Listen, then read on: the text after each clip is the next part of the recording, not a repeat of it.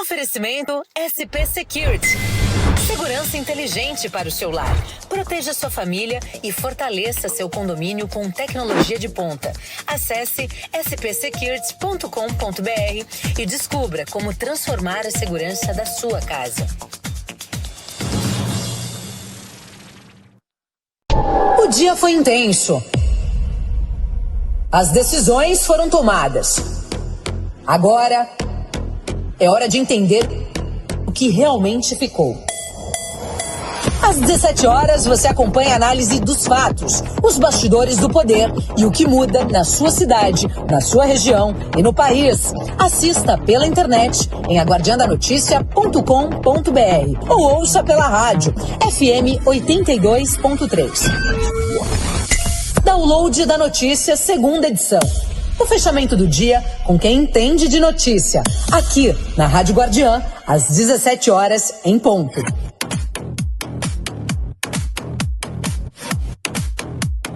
Olá, amigos, muito boa tarde. Boa tarde a você que escolheu a Guardiã da Notícia para ficar sempre muito bem informado. Pelo horário de Brasília, agora são 17 horas e 20 minutos.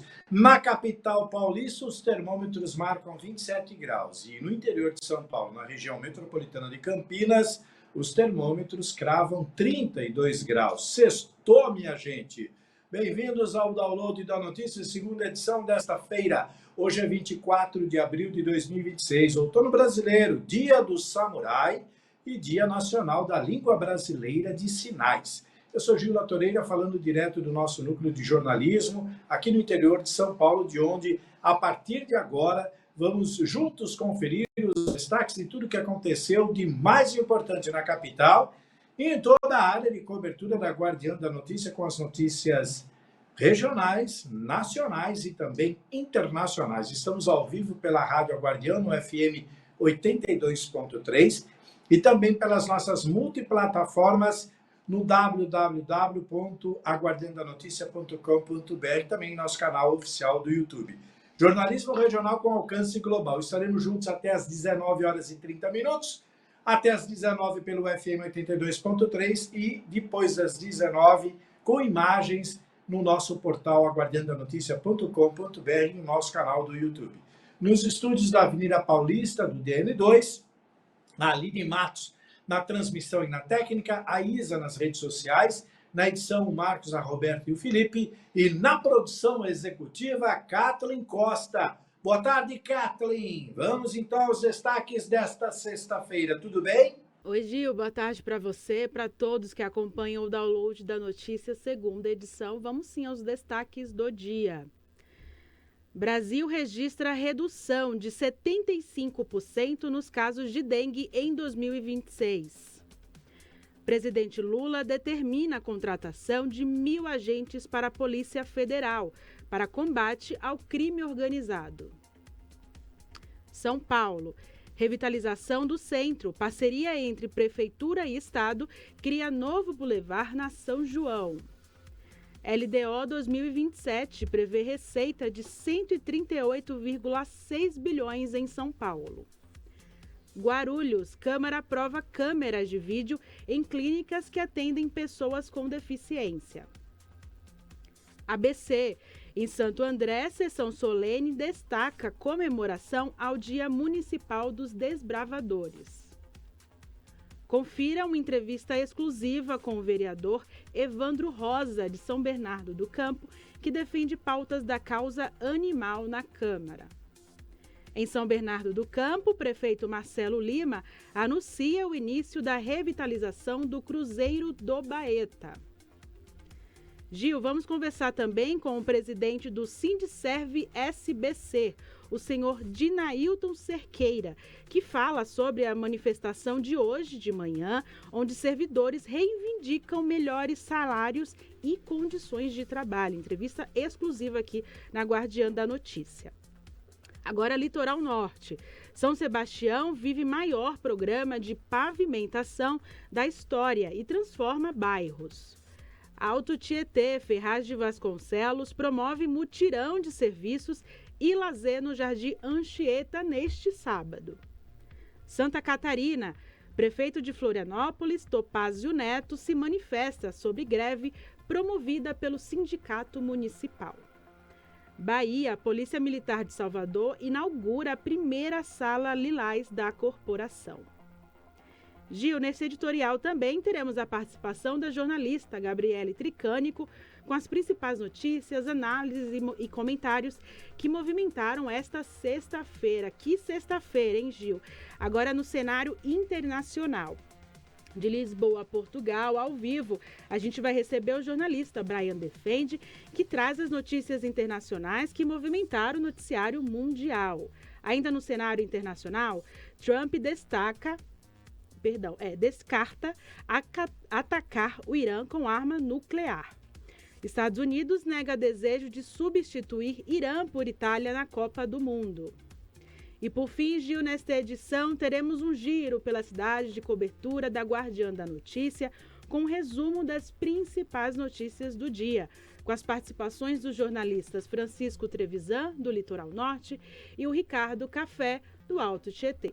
Eu volto com você, Gil. Muito bem. Essas e outras notícias você confere agora. Vem com a gente, pois o Download da Notícia, segunda edição desta sexta-feira, 24 de abril, já está no ar. Download da Notícia.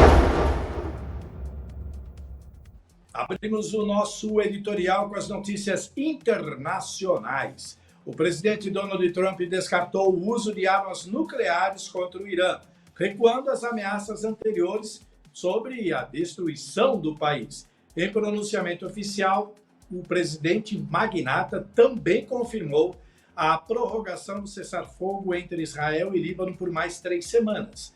A medida visa estabilizar as tensões no Oriente Médio e enviar e também evitar uma escalada no conflito regional.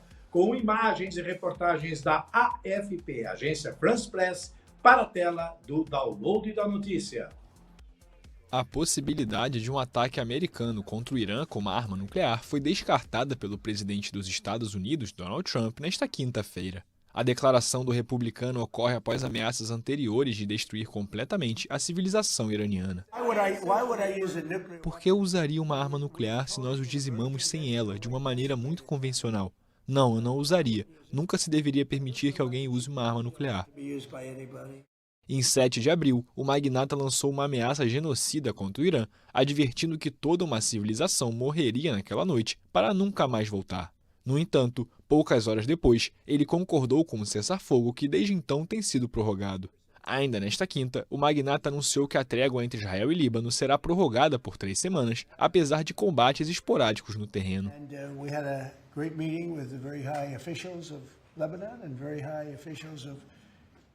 Tivemos uma excelente reunião com autoridades do Líbano e de Israel, e acreditamos que o presidente do Líbano e o primeiro-ministro de Israel virão aqui nas próximas semanas. Eles concordaram com mais 3 semanas de, creio eu, cessar-fogo, sem mais disparos. Vamos ver, isso não vai acontecer entre eles, mas eles precisam levar em conta o Hezbollah.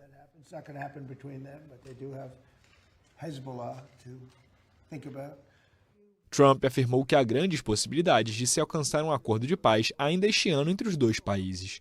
Israel lançou um ataque em larga escala contra o Líbano em resposta a ataques do Hezbollah, grupo que havia prometido vingar a morte do líder supremo do Irã, Ali Khamenei. Um cessar-fogo está em vigor desde 17 de abril no Líbano, onde já morreram mais de 2.400 pessoas desde o início do conflito. Às 17 horas e 28 minutos, continuando com o nosso nacional e ainda nos Estados Unidos, apesar das tensões políticas e especulações sobre uma possível exclusão, os Estados Unidos descartaram retirar o Irã da próxima Copa do Mundo. O governo americano reforçou a manutenção do país no torneio, mesmo diante das incertezas sobre a concessão de vistos para a delegação iraniana. A decisão encerra, assim, os rumores de substituição da equipe, assegurando a participação da seleção asiática no Mundial. Vale lembrar que foi sugerido a seleção da Itália no lugar da seleção do Irã. Mas isso não aconteceu. Então vamos voltar aos Estados Unidos em mais uma reportagem da AFP na tela do Download da Notícia, segunda edição. Os Estados Unidos não têm a intenção de excluir o Irã da Copa do Mundo de Futebol de 2026. Foi o que afirmou o secretário de Estado americano Marco Rubio, depois que um funcionário mencionou a possibilidade de incluir a Itália, que não conseguiu se classificar.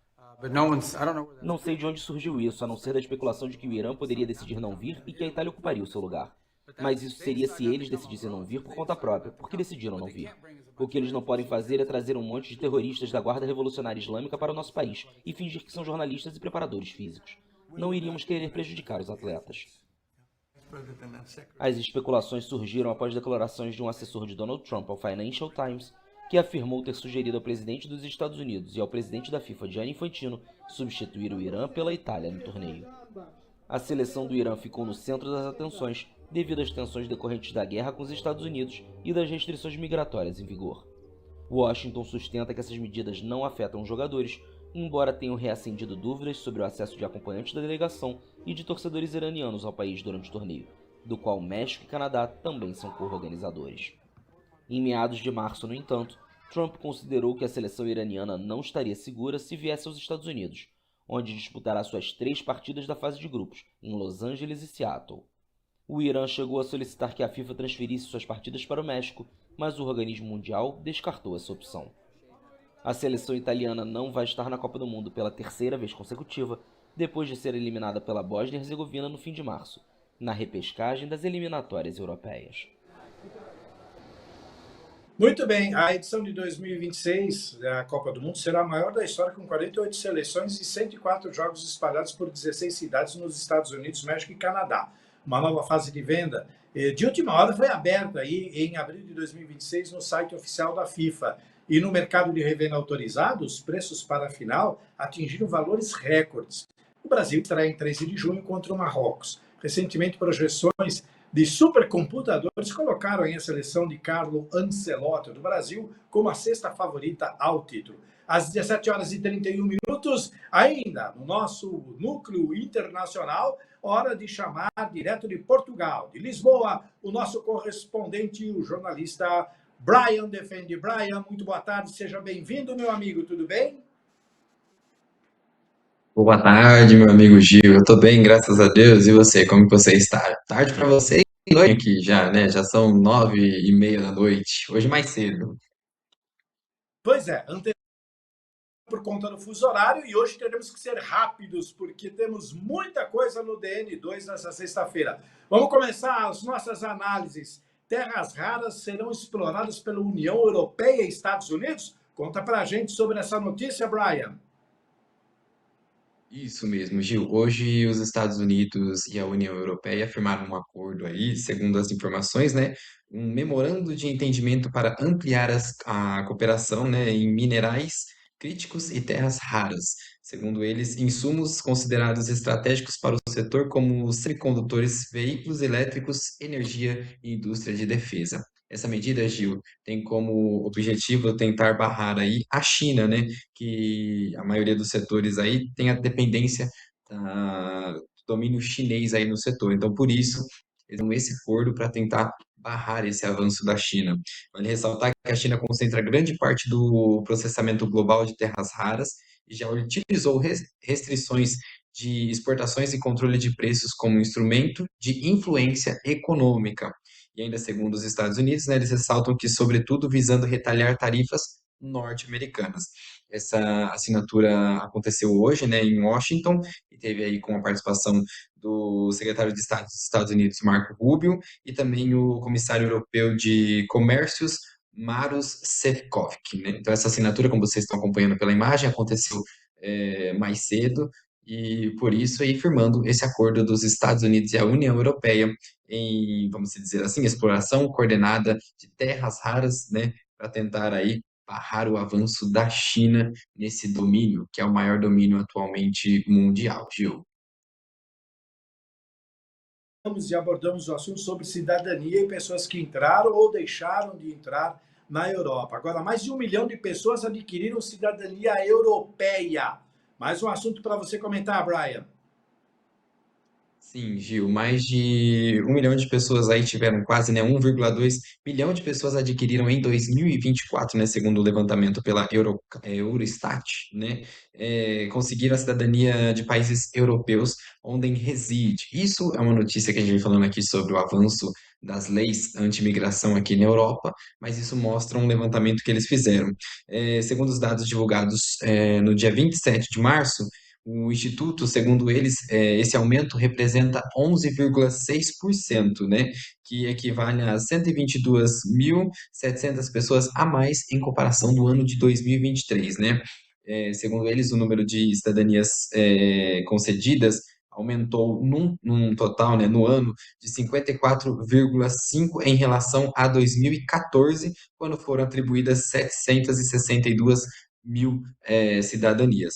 Segundo as informações, Gil, da Eurostat, 88% dessas pessoas que receberam a cidadania europeia em 2024 eram de países que não pertencem ao bloco europeu, que reúne aí 27 nações, e segundo eles, os cidadãos europeus receberam essa troca de cidadania, vamos dizer assim, apenas 10,6%. Quem está no ranking do país que mais concedeu cidadania é a Alemanha. Segundo os dados, a Alemanha concedeu aí 288.700 cidadanias, sendo aí 24,5% do total da União Europeia. Em seguida, vem a Espanha com 252.500 pessoas, representando um total de 21,4%. A Itália, que soma 18,5% com 217.400 cidadanias concedidas aí para as pessoas como diz, das 27 nações que não fazem parte da União Europeia.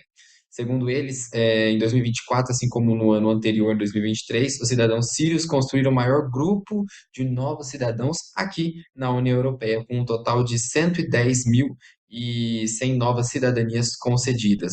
Em seguida, né, que eles falam sobre esse avanço de novas pessoas, vem os marroquinos com 99.100 cidadanias concedidas, e em terceiro lugar, os albaneses com 48 mil. Nesse ranking, né, do total da União Europeia, o Brasil aparece em 10º colocado, tá? Que obteve cidadanias com quase 30 mil aquisições.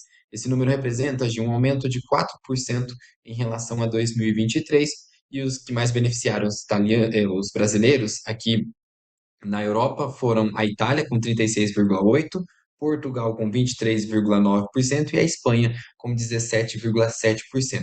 Esse cenário pode mudar agora com a nova medida da Itália barrando, né, a cidadania pela questão sanguínea, né, de família, deixando ali até o bisavô.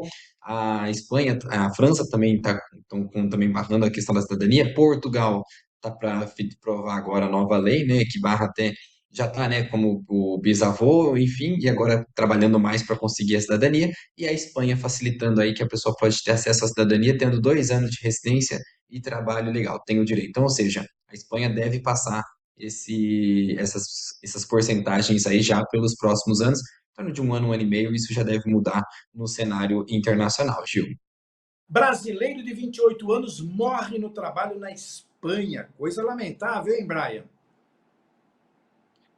Pois é, Gil. O Walter Alves Pego, né, natural de Ji-Paraná, de Rondônia, ele tem 28 anos e morreu trabalhando na Espanha, só que ele reside aqui em Portugal. Ele tinha ido ao trabalho na Espanha, ele estava cortando madeiras, né, que é um trabalho que tem lá na Espanha, quando uma dessas madeiras, a árvore, acabou caindo sobre ele, tirando a vida desse jovem aí, inesperadamente aí, em uma fatalidade no trabalho na Espanha. Segundo as informações dadas pela esposa dele, né, o acidente ocorreu durante uma atividade de trabalho rotineira que ele realizava de forma autônoma, né? Enfim, então, ou seja, provavelmente era uma pessoa que podava árvores, como a gente conhece aí no Brasil, né? Segundo as informações retratadas pela polícia, o casal vivia aqui em Portugal com uma filha pequena de apenas 3 anos, né? Segundo as informações, eles moravam mais ao norte daqui de Portugal, segundo as informações, na cidade de Monção, a cidade em que ele morava, e aí acabou acontecendo essa fatalidade na Espanha. Agora, Gil, a família lamenta, né? Segundo a esposa, além da dor imensa da perda, estou enfrentando uma situação muito difícil.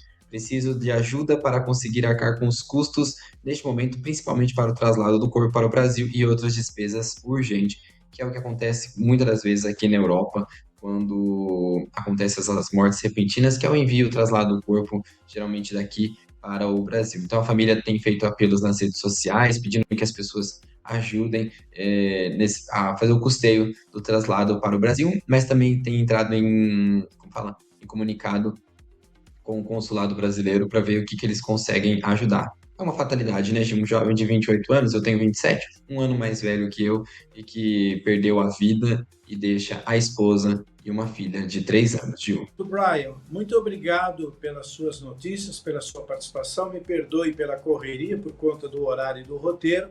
E você é sempre muito simpático, trouxe aqui todas as informações com muita competência. Brian, muito obrigado. Até segunda-feira, bom final de semana. Qualquer coisa, você entra aí com uma novidade, se caso acontecer. Obrigado pela compreensão, amigo. Aquele abraço e bom final de semana. Forte abraço, meu amigo. Bom final de semana para você e para todos que estão acompanhando a gente aqui no DN2. Bom fim de semana. Semana que vem a gente volta com todas as informações internacionais que aconteceu no fim de semana. Forte abraço. Até o fim de semana, meu amigo. Até a semana que vem. Muito bem. Isso mesmo. 17h40. Hora de acionar a nossa jornalista Gabriele Tricânico, que traz aí as principais notícias que movimentaram o cenário político aqui do Brasil e das regiões desta sexta-feira. Gabriele Tricânico, boa tarde, Gabi, tudo bem? Boa tarde, Gil. Boa tarde a vocês que nos acompanham na multiplataforma da guardiandanoticia.com.br e para quem também nos acompanha pelas ondas do rádio, né, FM 82.3, mais uma sexta-feira encerrando a semana, que não termina hoje, né, Gil? Agora teremos aí o nosso noticiário Modo Eleições 2026 ativado até outubro. É de domingo a domingo, Gil? De segunda a segunda? Dizem que o plantão é de segunda a segunda, das 0 às 24, então não sobra nem um segundo, tamo aí. Tá certo. E olha só, Gil, hoje pela manhã eu acompanhei a manifestação dos profissionais da educação no Paço Municipal de São Bernardo do Campo, os profissionais que estavam bem indignados com a proposta que foi aprovada pelo parlamento e também foi aprovada pelo Sindicervice. Eu conversei com alguns professores, teve uma entrevista no DN da Notícia, primeira edição, de uma professora aposentada que fez duras críticas, inclusive ao presidente, né, ao comando do Sindicato dos Servidores Públicos, e como nós somos um veículo imparcial e que a gente costuma ouvir todos os lados, aliás, fica aqui também um pedido para a Secretaria de Comunicação da Prefeitura de São Bernardo do Campo, que até o momento não encaminharam a nota com posicionamento dessa proposta que foi encaminhada para o Sindicervice, que fez uma assembleia hoje pela manhã. Então, a gente vai conversar agora com o presidente do Sindicato dos Servidores Públicos para entender o que foi de fato aprovado, se eles chegaram num consenso com a gestão do prefeito Marcelo Lima,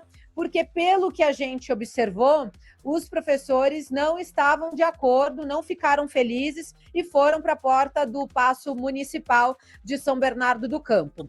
Presidente, boa tarde, muito obrigada por ter aceito conversar aqui conosco. Boa tarde, Kathleen. Boa tarde, Gil. O prazer é todo meu estar aqui conversando com vocês.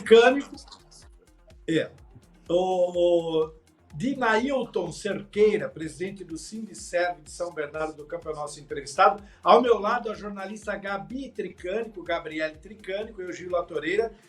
Claro, abrimos o microfone, como a Gabi muito bem disse, ouvimos todos os lados e durante a manhã, durante a manifestação, alguns professores deixaram claro a insatisfação em relação à atuação do sindicato à frente dessas negociações. Embora tenha saído um acordo, existe já alguma coisa planejada, mas eles entendem que a forma que o sindicato está conduzindo isso nas negociações não é exatamente o que eles gostariam que acontecesse. Por isso, nós abrimos aqui democraticamente um espaço para que o senhor se dê e coloque as suas posições em relação a esse assunto, a essa assembleia que foi realizada hoje pela manhã, movimentando esses profissionais que reivindicam melhores salários, melhores condições nos trabalhos onde eles exercem e tudo mais. criticam a atuação do prefeito, que prometeu e não repassou, e que o sindicato não está,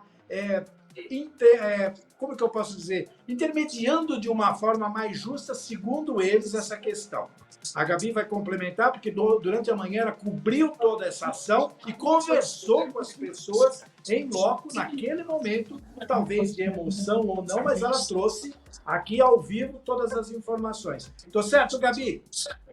Tá certo, Gil. A Kathleen é nossa produtora. Aliás, quero agradecer o trabalho impecável e brilhante que ela fez durante toda a tarde para conseguir agendar todas as entrevistas e apurar com todas as fontes para a gente trazer as informações bem destrinchadas para quem acompanha o nosso noticiário, que acontece 2 vezes ao dia. Presidente, uma servidora aposentada, que é coordenadora da rede, deu uma entrevista por cerca de 6 minutos, chegou a chamar o prefeito de mentiroso, disse que durante a eleição foi prometido aumento, melhores condições de trabalho, e também disse que os profissionais da educação não estão satisfeitos com a postura da presidência do Sindiservice, que não está defendendo o funcionalismo. Então, a gente quer ouvir do senhor como é que funcionou esse acordo, se é uma pequena parcela desses servidores.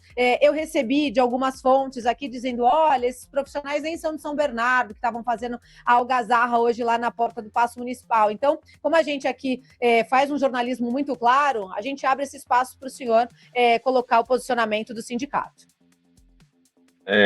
Gabi corrigindo, boa tarde, Gabi, né? E a todos os mais, saudar aos trabalhadores e trabalhadoras da Prefeitura de São Bernardo do Campo, a qual temos o sindicato aí que representa todos os trabalhadores e trabalhadoras, não apenas da educação.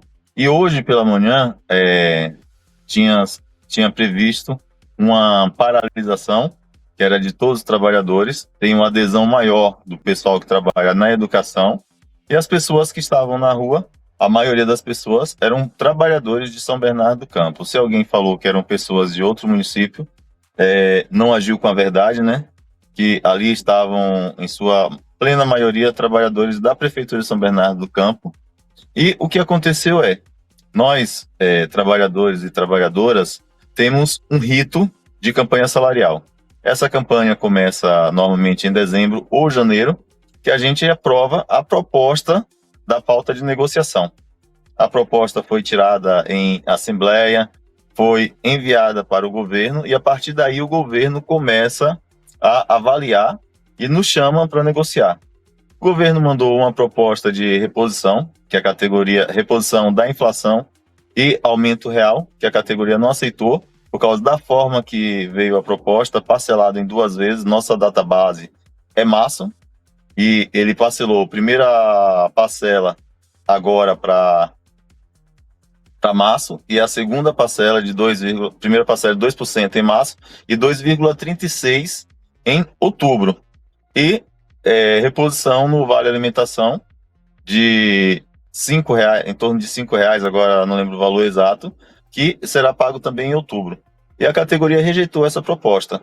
A prefeitura, agindo de forma totalmente reprovada por todos nós, trabalhadores e trabalhadoras, mandou essa proposta de reajuste para a Câmara, sendo reprovada 2 vezes em assembleia da categoria, e a gente engrossou o caldo, como devemos fazer enquanto trabalhadores, enquanto unidade sindical, né? E nesse engrossar vieram os atos, tivemos os atos que a gente denomina Sextou na Luta e Plantão na Câmara. E no último Sextou na Luta, a gente tirou a paralisação que aconteceria hoje. E, concomitante com essa questão da paralisação, a gente vem negociando com o governo, falando sempre sobre a proposta que está na pauta da campanha salarial. Porque, enquanto entidade sindical, a gente não pode mandar uma proposta de campanha e ficar mudando a proposta conforme a gente vai... conforme a gente for encontrando ideias no meio do caminho, né?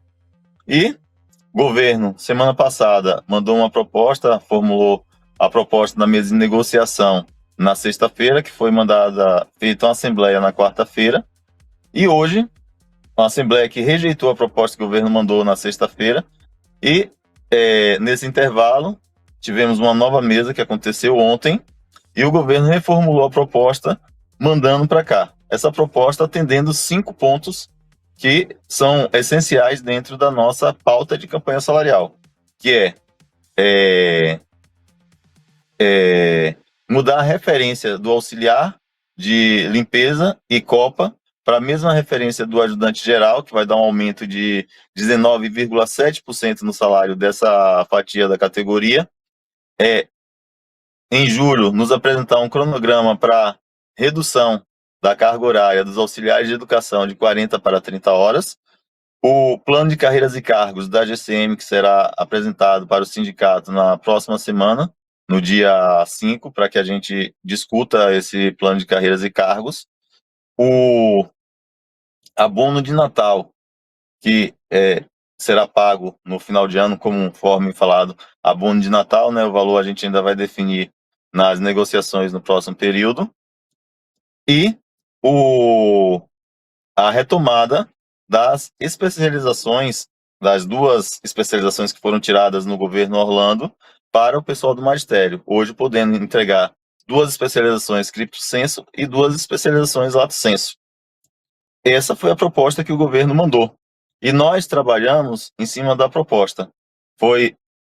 Se tem uma proposta, juridicamente, a gente não pode dizer, não vou apresentar a proposta para a categoria, vou fazer a manifestação e depois da manifestação apresento a proposta. Primeiro tenho que consultar a categoria sobre a proposta, se aprova ou não aprova. Aprovando a proposta, não temos motivos para manter a paralisação do dia. E aí, assim fiz, seguindo o rito, e a maioria, no contraste visual, de onde estava ali conduzindo a Assembleia, a maioria votou pela aprovação da proposta. Sendo votada a aprovação da proposta, encaminhamos o fim da paralisação, a retomada das pessoas ao local de serviço. Quem não conseguisse chegar em tempo, a justificativa de ponto, que saiu negociado ontem também da mesa de negociação, né? E passamos essa orientação para a categoria. E algumas pessoas que estavam lá, aí eu utilizo aqui com toda a segurança, com o intuito eleitoreiro, e aí temos um pessoal que está numa formação de um partido, outro pessoal que disputou eleição no último período, e pessoas que sempre estão na discussão da direção do sindicato, aproveitaram o movimento e aproveitaram que o pessoal está realmente enfurecido com algumas ações que vêm acontecendo com o governo, principalmente a educação, aproveitou essa fúria, essa animosidade das pessoas, e uma parte das pessoas que estavam na Assembleia resolveram sair em caminhada. E nessa caminhada a gente tem um efeito aí de pessoas que não conseguiram chegar em tempo de participar da Assembleia, tá vendo o pessoal caminhar, vai caminhar junto. Caminharam, foram até o paço, depois do paço foram até o sindicato. Dialoguei com vários trabalhadores que eu tinha condição de dialogar no momento e continuo aberto para o diálogo constante com os demais trabalhadores. Também sou trabalhador da Prefeitura de São Bernardo e tenho que ter esse espaço de conversa, né? E aí, isso que se deu durante o ato. Trabalhadores que estavam na Assembleia, que não aceitaram o resultado da Assembleia, saíram em manifestação pelas ruas. E nesse caminhar foi encontrando e fazendo o que eles achavam que fazia, sendo que a orientação do sindicato era a retomada do local de trabalho e suspensão da paralisação do dia de hoje. Presidente,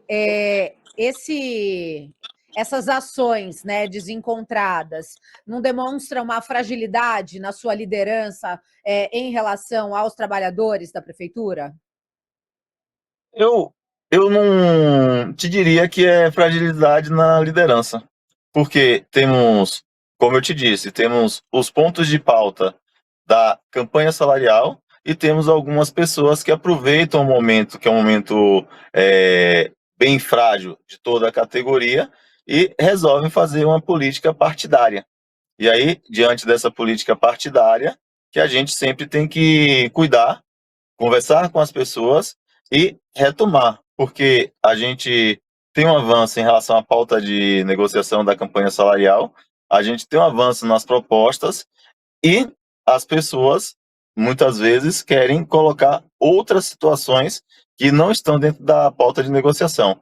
E aí, como todo mundo sabe, nós, enquanto direção do sindical, nós temos que cuidar para que todas as ações nossas estejam conforme a legalidade, que sejam legais e seguir a orientação da categoria. E aí, conforme eu falei, a decisão da maioria que estava na Assembleia foi pela aprovação da proposta, a rejeição foi uma minoria que estava ali, e na Assembleia, quem vence não é as pessoas que estão gritando, e sim as pessoas que levantam a mão pelo visual da Assembleia. Cerqueira, eu estou aqui no estúdio. Eu costumo acompanhar algumas reuniões em que os sindicatos participam com os legisladores e com alguns representantes. Vocês costumam levar representantes do grupo junto com vocês ou não? Só vocês representam toda a categoria? Tá travando. Deve estar com problema de conexão, a gente percebe que ele está na rua. Mas fica aqui a pergunta, porque se há um grupo que não está satisfeito, ele não está sendo representado. Por isso que eu perguntei isso ao presidente Cerqueira. Voltou, Cerqueira? Só para a gente recapitular. Voltei. Vocês não levam, então, nenhum representante daqueles que vocês representam nessas reuniões? Vocês assumem toda essa negociação? Sim, é justamente o que tu falou, dá até um vício de linguagem, levar um representante dos que a gente representa. Há um processo eleitoral que, nesse processo eleitoral, a categoria escolhe quem é a direção do sindicato e a direção do sindicato faz todas essas representações.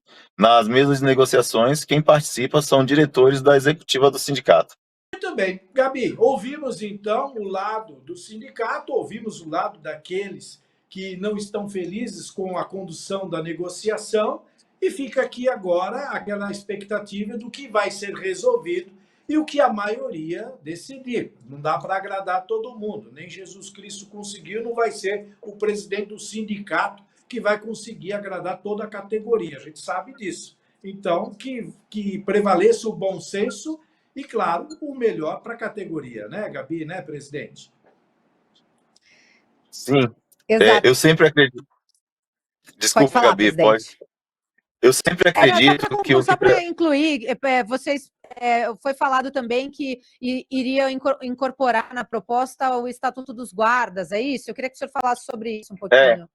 É justamente isso que eu falei, que um item é o Plano de Carreiras, Cargos e Salários, PCCS da GCM, vai ser apresentada a proposta agora no dia 5 de maio na mesa de negociação e a gente pretende que tenhamos a condição de levar para que a categoria avalie também essa proposta, que é o Estatuto dos Guardas, uma reforma do Estatuto da Guarda. E aí, falando sobre a questão do... Eu também, Gil, acredito muito nessa palavra democracia, né? Onde a gente tem um processo que são eleitos os representantes e dentro do contexto de representação, toda decisão tomada tem que ser tomada por a ampla maioria da categoria.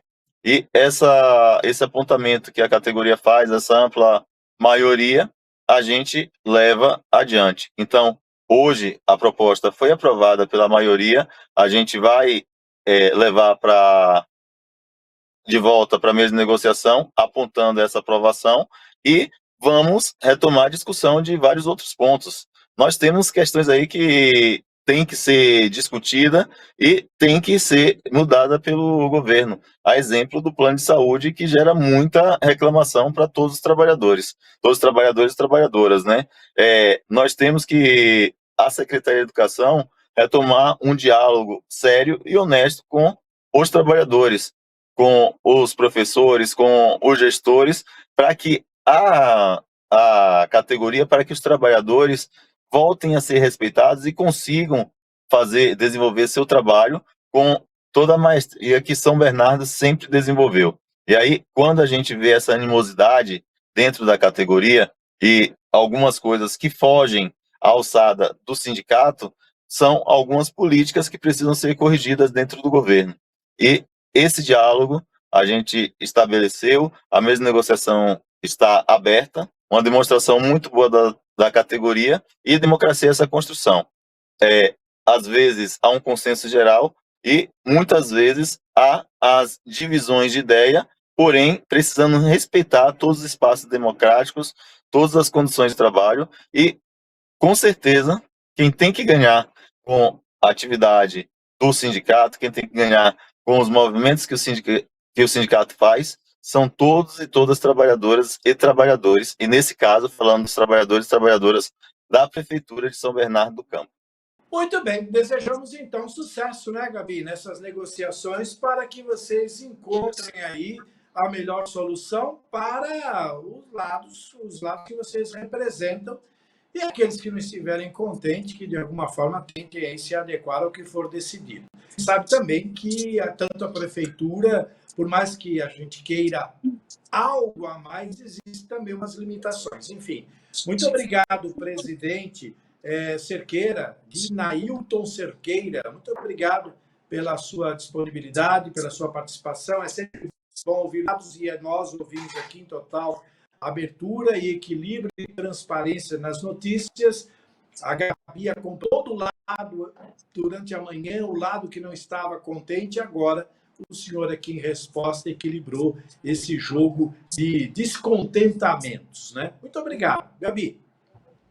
Obrigada, presidente. Olha, fica aberto os microfones, sempre que tiver alguma manifestação, que tiver alguma informação, pode passar aqui para a gente, mesmo porque, Gil, de manhã também eu fui conversar com os vereadores na Câmara Municipal, ninguém quis se pronunciar oficialmente por conta do assunto ser espinhoso, então acabamos não conseguindo ouvir também o parlamento que votou a proposta encaminhada pelo prefeito Marcelo, e agora já são 6 horas da tarde e também não recebemos a nota oficial da prefeitura de São Bernardo do Campo. Quero aproveitar, já que a gente está falando com o presidente de um sindicato, o presidente do Sindicato dos Metalúrgicos do ABC, o Moisés Celerges, perdeu o pai na tarde, nesse dia de hoje, então fica aqui também os nossos pêsames ao Moisés, que está sempre aqui conosco participando da programação da Guardiã da Notícia. Gil, vamos chamar o intervalo rapidinho e na sequência eu volto ainda para falar de São Bernardo do Campo, porque tem vereador na Câmara Municipal, o Evandro Rosa conversou com a gente, contou um pouquinho da história dele, ele que é o segundo vereador da causa animal e que está fazendo a diferença, um trabalho diferenciado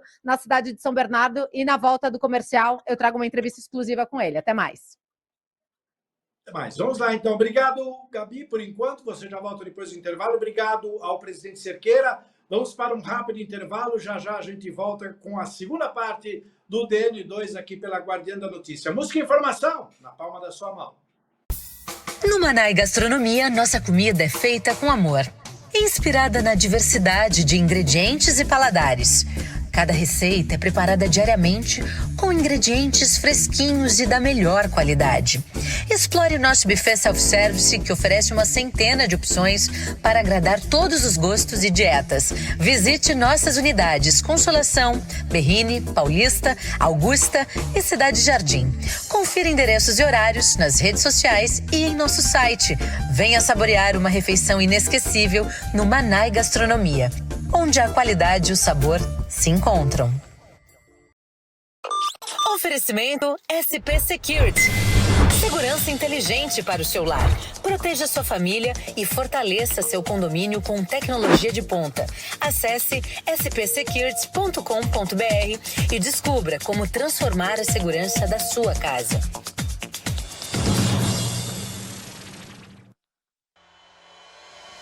Download da notícia, segunda edição. Grande ABC. Muito bem, pelo horário de Brasília, 18 horas e 6 minutos, estamos de volta com o download da notícia, segunda edição, aqui pela Rádio Guardiã FM 82.3, com imagens pelas nossas multiplataformas. Gabi Tricânico, ao meu lado, continua com suas análises, trazendo agora um resumo do que movimentou essa agitada sexta-feira, né, Gabi? Pois é, Gil, agora eu trago uma entrevista exclusiva com o vereador da causa animal de São Bernardo do Campo, Evandro Rosa, do Partido Cidadania, ele que é o segundo vereador, né, na Câmara Municipal que defende essa pauta da causa animal. Foi diretor lá na cidade de Santo André, trabalhou no Centro de Proteção Animal e agora com essas movimentações do prefeito Marcelo, trazendo levando novos secretariados, fazendo essa movimentação por conta das eleições, o Evandro se surpreendeu e assumiu o mandato, está lá na Câmara Municipal. Ele foi super bem votado nas eleições, teve mais de 3 mil votos, e hoje ele conversou comigo exclusivamente, contou um pouquinho da história dele, que a gente acompanha agora. Você esperava assumir o mandato, mesmo estando suplente agora nessa legislatura? Tão cedo não, mas a gente sempre tem a esperança, né, de que possa ser construída alguma coisa e a gente assumir. Mas eu não imaginava que fosse assumir tão próximo das eleições de 2024, mas isso trouxe muita felicidade e eu me sinto totalmente preparado para esse novo desafio. Você é da causa animal, é médico veterinário por formação, conta um pouquinho da sua história para a gente. Sou médico veterinário, formado desde 2019, mas já com trabalhos sociais desde 2018, né? Antes mesmo de me formar, eu já desenvolvi alguns trabalhos sociais, tanto de proteção e bem-estar animal, como também alguns projetos relacionados à saúde, devido a eu ter trabalhado por mais de 10 anos como técnico de enfermagem, sendo 10 só no serviço de atendimento móvel de urgência, o SAMU, aqui da cidade de São Bernardo do Campo. Então, a saúde sempre foi prioridade nas minhas pautas. E como é que você começou esse trabalho com os resgates dos pets, dos animais?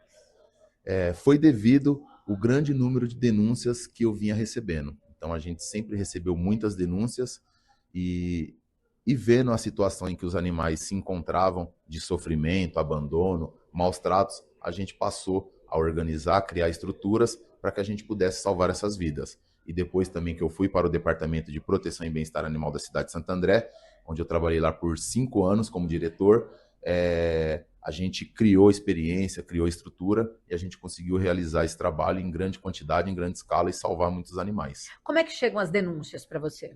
A maioria através de redes sociais, via Instagram, Facebook e também pelo WhatsApp. Se deixar, tem denúncia todo dia? Tem Todo resgate dia. todo dia? Mais de uma. Infelizmente, ainda a gente não tem a estrutura que a gente gostaria de ter, né, de conseguir atender todas as denúncias feitas, mas toda denúncia que a gente recebe, a gente sempre olha com carinho e a gente corre atrás da estrutura, corre atrás do lugar para que a gente possa resgatar. Porque, Gabriel, depois que a gente resgata, existe um grande trabalho no pós-resgate, que toda a responsabilidade fica com a gente. Então, a gente precisa pegar esse animal, muitas vezes a gente precisa encaminhá-lo para um pet shop, onde ele precisa tomar um banho, um atendimento veterinário, castração, vacinas, ração de boa qualidade. A gente não pode só simplesmente retirar o animal que ele está sofrendo maus tratos e levar para um local pior de onde ele estava. Então, essa é a grande dificuldade e muitas vezes as pessoas não entendem. Elas acham que é só ir lá resgatar e resolver o problema. Mas depois que a gente resgata, tem todo um trabalho no pós-resgate que gera muito custo, gera espaço e essa é a nossa maior dificuldade. Mas a gente tem lutado, combatido cada vez mais para diminuir o número de maus tratos em São Bernardo do Campo. E já aconteceu de chegarem denúncias falsas? Sim, sim. Felizmente, 95% das denúncias que chegam para a gente são desacordo entre vizinhos. E muitas delas são questões de manejo. Então, além da denúncia que a gente verifica, muitas vezes a gente dá apoio às pessoas. Castração, seja com vacina, a gente tenta ajudar também com ração. Então, muitas dessas denúncias são questões de adaptação e manejo correto do tutor com o animal, felizmente. E nesses anos todos, qual foi a história que mais marcou a sua carreira profissional, esses resgates que você tem fazendo? Sempre canil clandestino. Sempre são os que marcam mais, porque os animais são explorados para gerar lucro.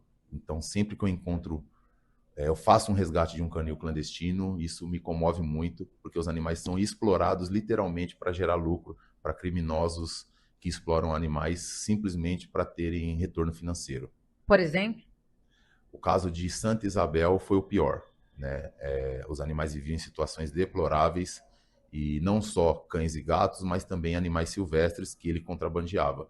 E o caso de Santa Isabel, sem dúvida, foi o pior que a gente fez em um ano, e no ano seguinte a gente voltou e a situação estava pior do que a gente encontrou no ano anterior. É para reprodução, é isso? Dos Isso, animais? reprodução.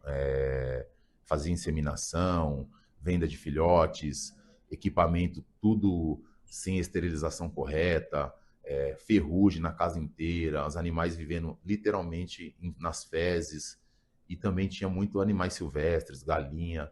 Então foi o caso que mais mexeu comigo.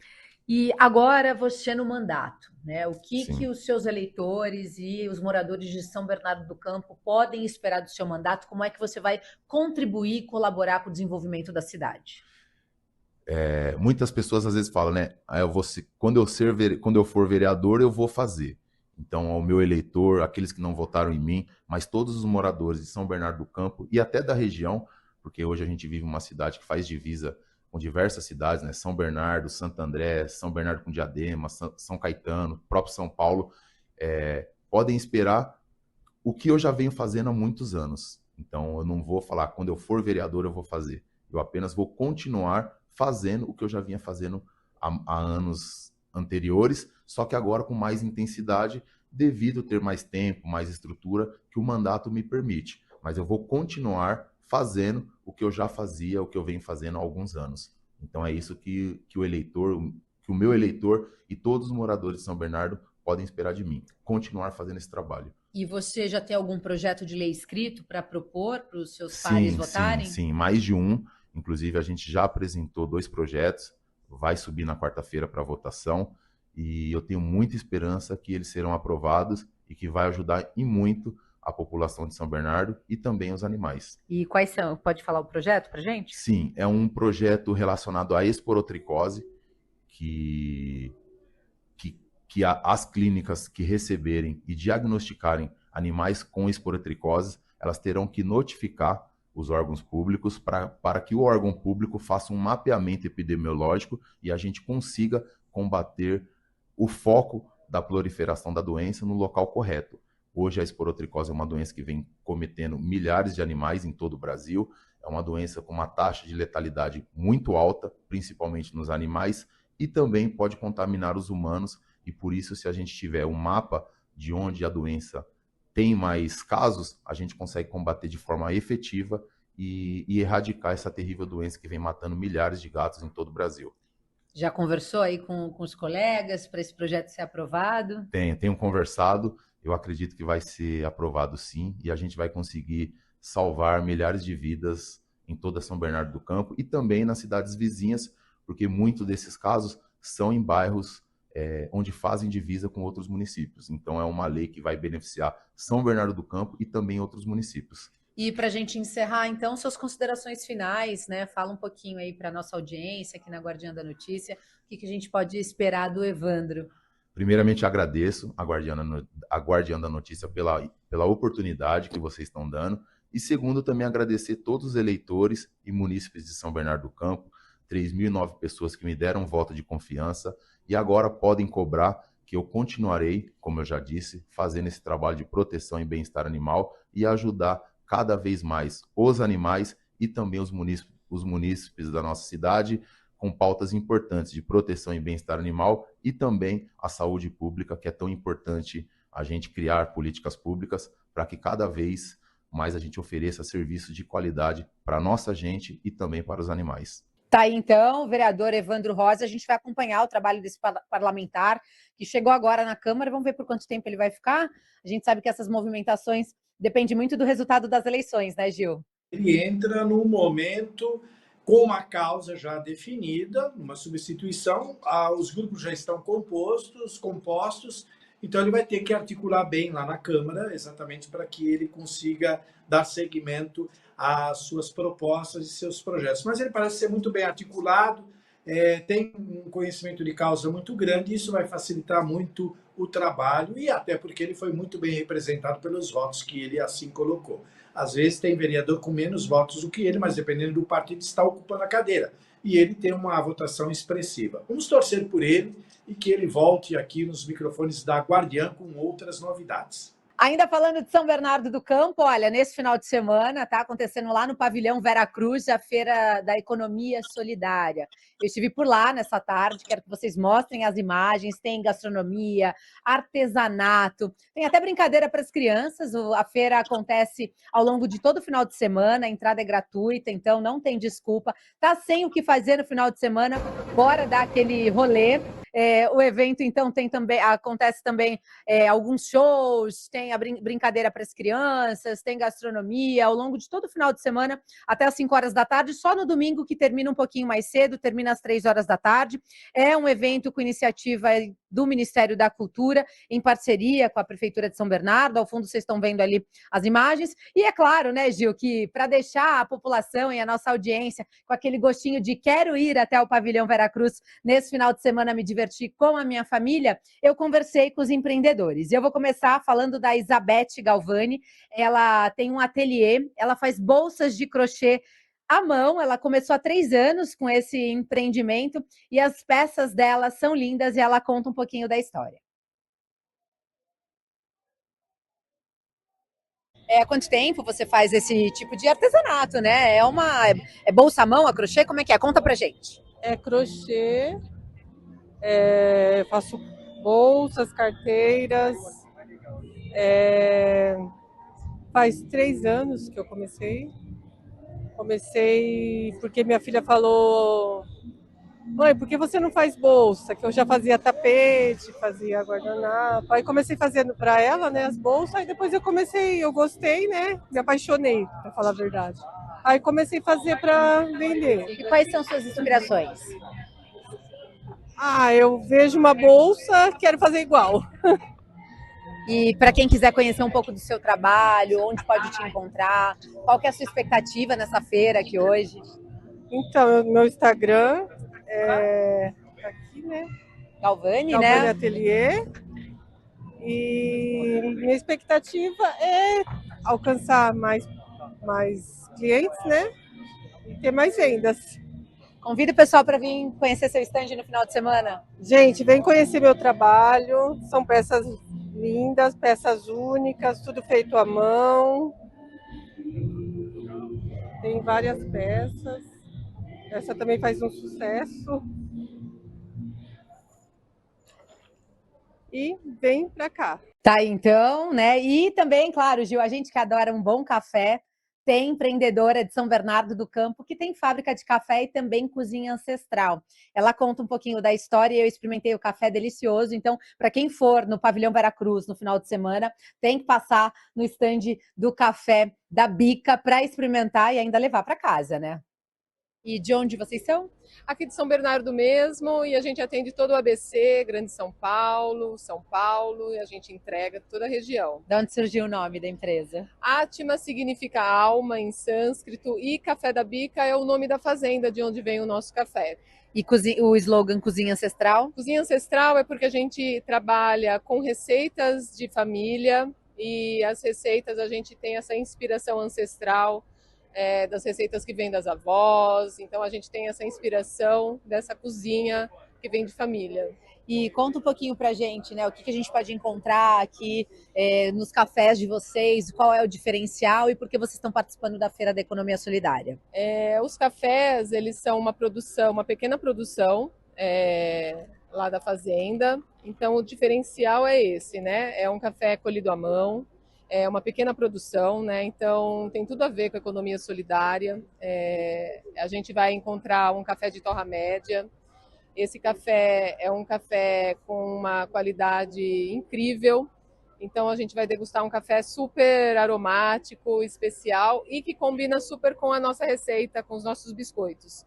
E a gente vai encontrar hoje aqui na nossa cozinha biscoitos de inspiração, receitas inspiradas numa receita de um biscoito australiano, o Anzac, um biscoito alemão de especiarias, um biscoito inspirado numa receita inglesa, biscoito de cacau, uma receita inspirada num biscoito italiano Ricciarelli, biscoito de café, óbvio, e um biscoito inspirado numa receita da minha avó, que é um biscoitinho salgado de parmesão e cebola.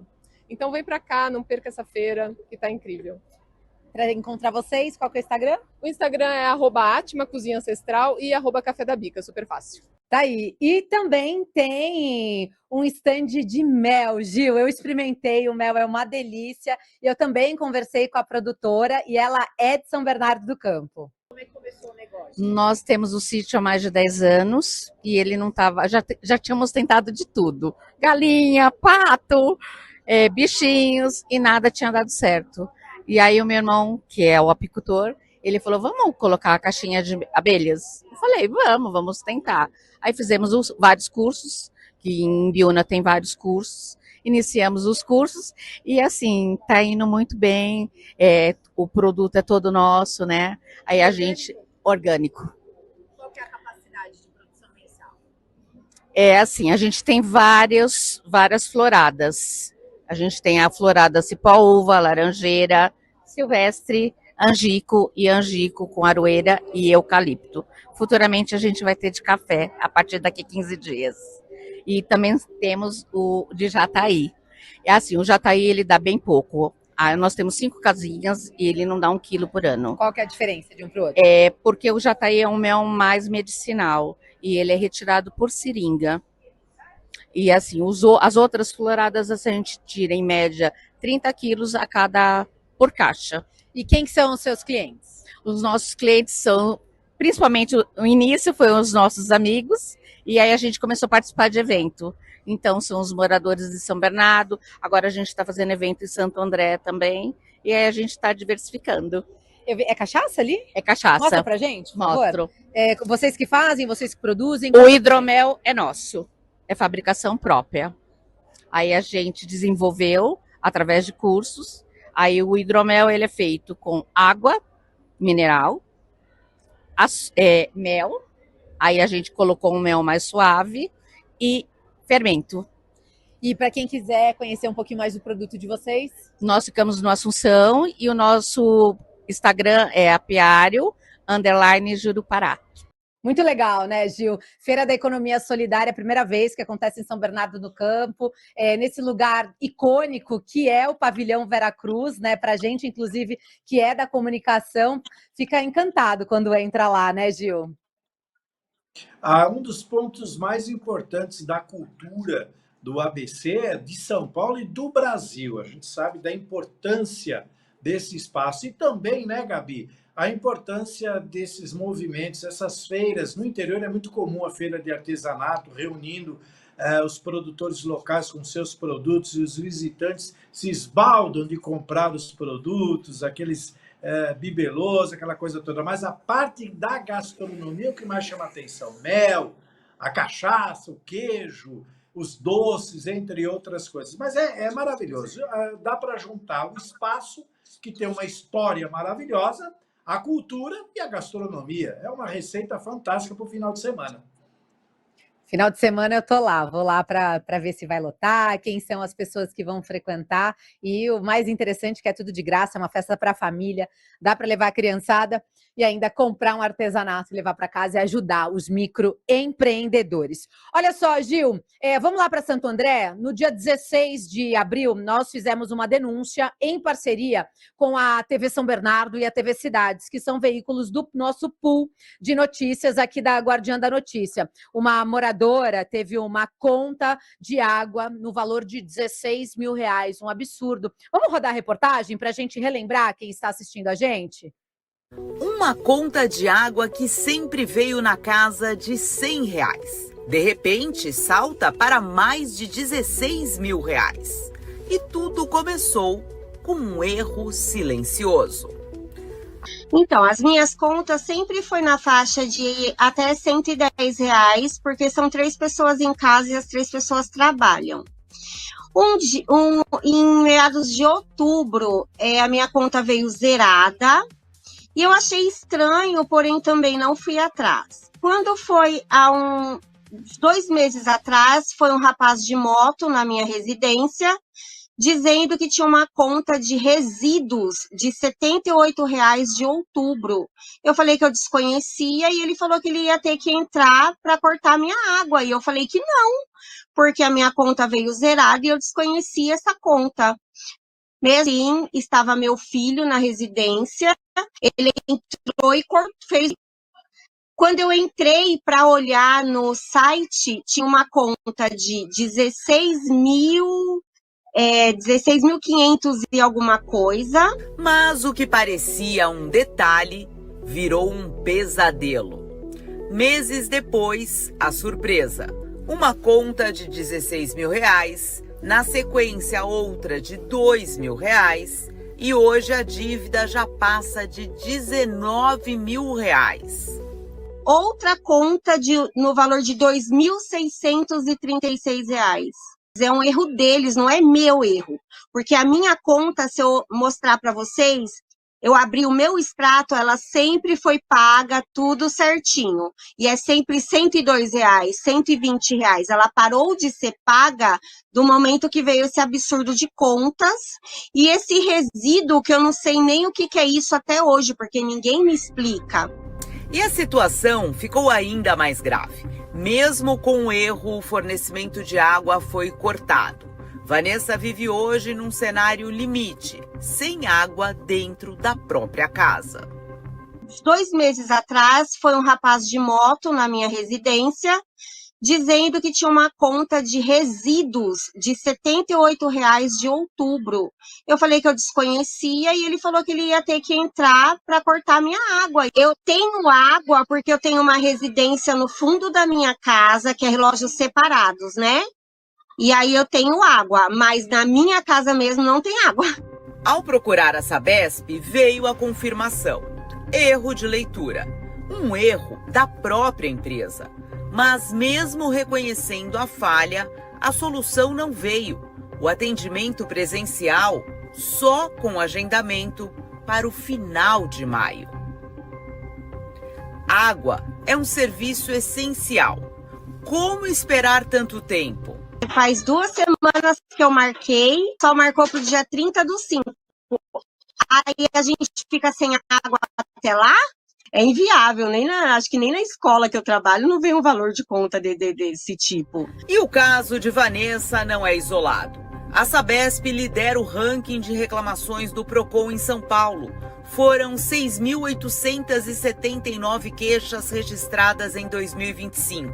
E o mais grave, quase 70% delas não tiveram solução.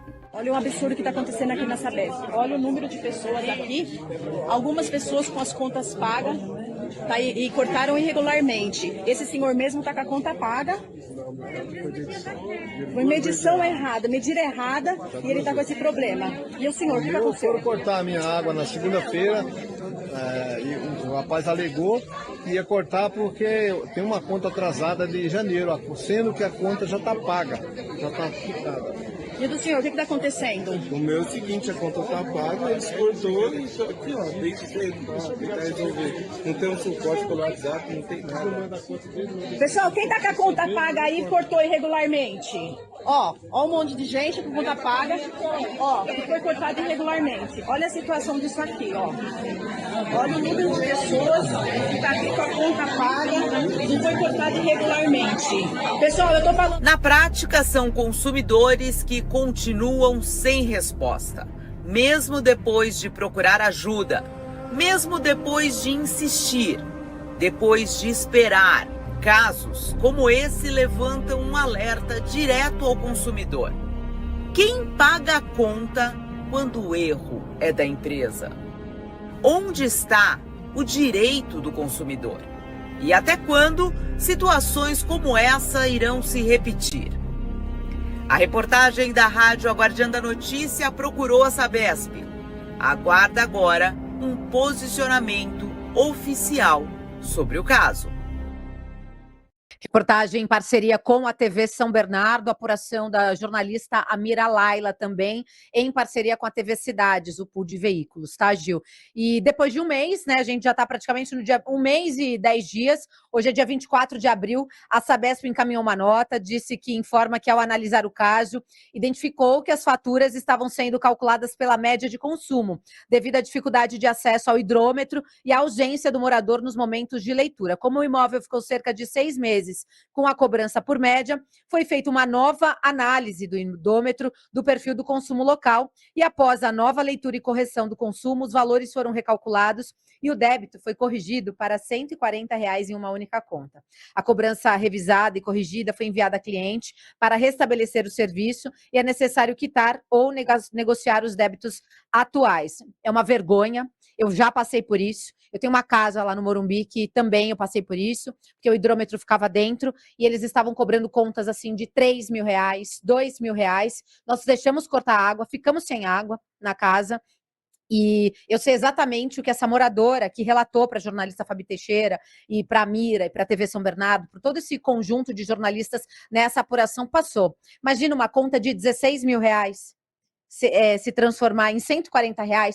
É uma vergonha essa privatização da Sabesp e a falta de respeito que eles têm com o munícipe e com o morador. Água é propriedade da humanidade, não é, Gil? Gabi, a gente sabe que esse é um problema de privatização da Sabesp que não acontece só aqui em São Paulo, acontece no interior e em outras regiões. Fica aí o alerta e o aviso aos consumidores que, caso não resolvam, tem que procurar as autoridades, a Arcesp, por exemplo, que é o órgão regulador que fiscaliza a Sabesp, e o PROCON, é o único caminho legal que se tem para resolver. Mas é humilhante, não pode ficar sem água, é um direito.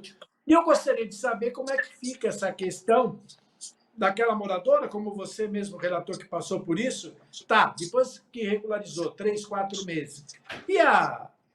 E o prejuízo? O prejuízo para trás, moral, né, Gil? Né? O prejuízo moral. Ficar sem água para cozinhar, para tomar banho, para as necessidades diárias. É uma vergonha. O morador, o munícipe, tem direito a isso, ainda mais por um erro. Tem que ser ressarcido, tem que entrar com processo. A Companhia do Saneamento Básico do Estado de São Paulo está falhando muito. E não é só na capital, na Grande São Paulo, é no estado todo. Cidades que não faltava água, estão faltando água. E a gente vai continuar aqui denunciando, Gil. Se você é morador e está nos acompanhando nas multiplataformas da internet, manda sua denúncia para a gente, para a Guardiã da Notícia, para a TV São Bernardo, para a TV Cidades, que a gente vai mostrar, nós vamos mostrar a sua denúncia, faremos as apurações até a Sabesp normalizar os serviços. É isso aí. Eu acho que fica aí o registro, os microfones abertos e nós estaremos aí ao lado dos consumidores. E você sabe, só uma curiosidade, sabe que é proibido ter poço artesiano na casa por uma situação como essa. A Sabesp não permite, multa altíssima. Então, o sujeito ficou 3 meses sem água. Se ele furasse para achar um poço, ele estaria cometendo um crime, praticamente. E aí, como é que fica? Quer dizer, o direito dele ter água não pode? Estamos aqui. Reclamem, usem os nossos canais de comunicação, que nós vamos dar voz para quem realmente tem razão nesse caso. A Sabesp não tem, não. Muitas cidades do interior estão sofrendo muito com isso. Eu sou testemunho porque eu estou aqui no interior e a região que eu estou aqui tem muito problema com abastecimento por conta da Sabesp. Ela não faz a distribuição correta, cobra contas altíssimas, não cuida dos reservatórios, tem esgoto caindo para tudo que é lado e eles não fazem nada. Mas cobrar, isso chega rapidinho. Aqui é jornalismo regional com alcance global, Gil. A gente vai continuar sempre estando do lado do povo, da população, que é quem acompanha o nosso jornalismo. Gil, para a gente encerrar, a política tá bombando, né? Hoje, olha, agora à tarde tem um encontro da direita lá em São José dos Campos com várias personalidades da política. A gente tem o Derrite, que vai estar lá, o prefeito de Guarulhos, Lucas Sanches. Várias personalidades da direita nesse encontro lá no Vale do Paraíba. E amanhã não vai ser diferente, aqui na cidade de São Paulo, tem um encontro do PSDB. Coloca na tela a foto do ex-prefeito de Santo André e presidente da sigla, Paulo Serra, junto com o Ciro Gomes. Ciro Gomes vai participar, ele que está muito bem avaliado para ser candidato ao governo lá do Ceará, mas que existe aí a possibilidade, segundo palavras do Aécio, que é o presidente nacional do PSDB, de lançá-lo à presidência da República. Esse encontro do PSDB com os pré-candidatos acontecerá na Zona Leste, na Moca, em São Paulo, e terá a participação também da deputada estadual Ana Carolina Serra, que recentemente se filiou ao PSDB, porque serão várias temáticas: política, marketing, e também do Dr. Leandro Petrin. Eles vão falar sobre direito eleitoral. Eu fiz as minhas apurações. Coloca todo mundo aí na tela para a gente falar um pouquinho do evento. Esse evento que vai receber todos os pré-candidatos a deputados estaduais, federais, as chapas, né, que ainda não estão consolidadas. A gente está no momento de pré-campanha. É um evento, segundo as minhas apurações aqui, para dar um gás nesses pré-candidatos. Eles vão receber até um kit, viu, Gil, que eu fiquei sabendo? Um kit para o pré-candidato já começar essa pré-campanha, começar a conversar com os amigos, com as lideranças, colocar as bandeiras aí deles, as propostas, né? Já organizar e trazer para si, para perto, principalmente nas redes sociais, que eu acho que vai ser uma campanha digitalizada, uma campanha da rede social, e quem não tem rede social vai aprender a mexer com rede social. Então, essa foi a minha apuração com os bastidores do PSDB para falar um pouquinho desse evento que acontece amanhã, começa às 11 horas da manhã, vai até 2 horas da tarde, com todas essas personalidades. Então, Ciro Gomes, Paulo Scherra, Dr. Leandro Petrin e a deputada Ana Carolina Serra, todo mundo, e a gente vai estar lá acompanhando e trazendo todas as informações em primeira mão para quem acompanha o jornalismo da Guardiã. E na segunda-feira a gente traz os detalhes em imagem no DN da Notícia, primeira edição. Eu fico por aqui, Gil, e já antecipo na nossa programação. Na semana que vem, às 8 horas da manhã, tem o prefeito de São Paulo, Ricardo Nunes, presença confirmada conosco para participar da nossa sabatina, para falar, para conversar, falar um pouquinho sobre a cidade de São Paulo, trazer as informações da capital descentralizada. Tá todo mundo falando, né, da São João Times Square, né, desse projeto tão audacioso que foi apresentado ontem junto com o governador Tarcísio, mas a gente quer saber mesmo das subprefeituras, das 32 regiões da cidade de São Paulo, que é onde as pessoas vivem. Como é que está sendo viver nesses bairros, que são praticamente cidades? Então, são essas informações que o prefeito Ricardo Nunes vai trazer para a gente a partir das 8 horas da manhã, na terça-feira. A gente tem ainda a segunda, tem o final de semana, tem muita notícia, muita informação, porque agora nós estamos no modo Eleições 2026 ativado. Então, é de domingo a domingo. Se puder, a gente nem dorme, né, Gil? Uma ótima noite para você. E lembrando que esse conteúdo vai estar disponível em aguardiandanoticia.com.br. Tomei metade do seu jornal hoje. Não tem problema. Aqui você manda. Agora, a forma da gente se despedir é até logo. Não dá para falar até amanhã, até segunda. Então, Gabi Tricânico, até em breve. Até logo. Logo a gente se vê. Gil, só para fechar mesmo, porque hoje acontece um evento em São Bernardo do Campo do Ivan Lima, vereador do Podemos, pré-candidato a deputado estadual, com a participação da Renata Abreu. A gente vai fazer uma parceria com a ABC em Off, o Leandro Amaral vai estar acompanhando, então tem isso ainda hoje. E tem também o título de cidadão diademense para o Paulinho da Força, pré-candidato ao Senado pelo Solidariedade. Eu vou correr daqui a pouquinho lá para a Câmara Municipal de Diadema para acompanhar todos esses eventos no Grande ABC, então aqui a gente não para. Começou. Então tá bom. Tchau, Gabi. Até logo. A gente se vê em breve. Até logo. Grande abraço.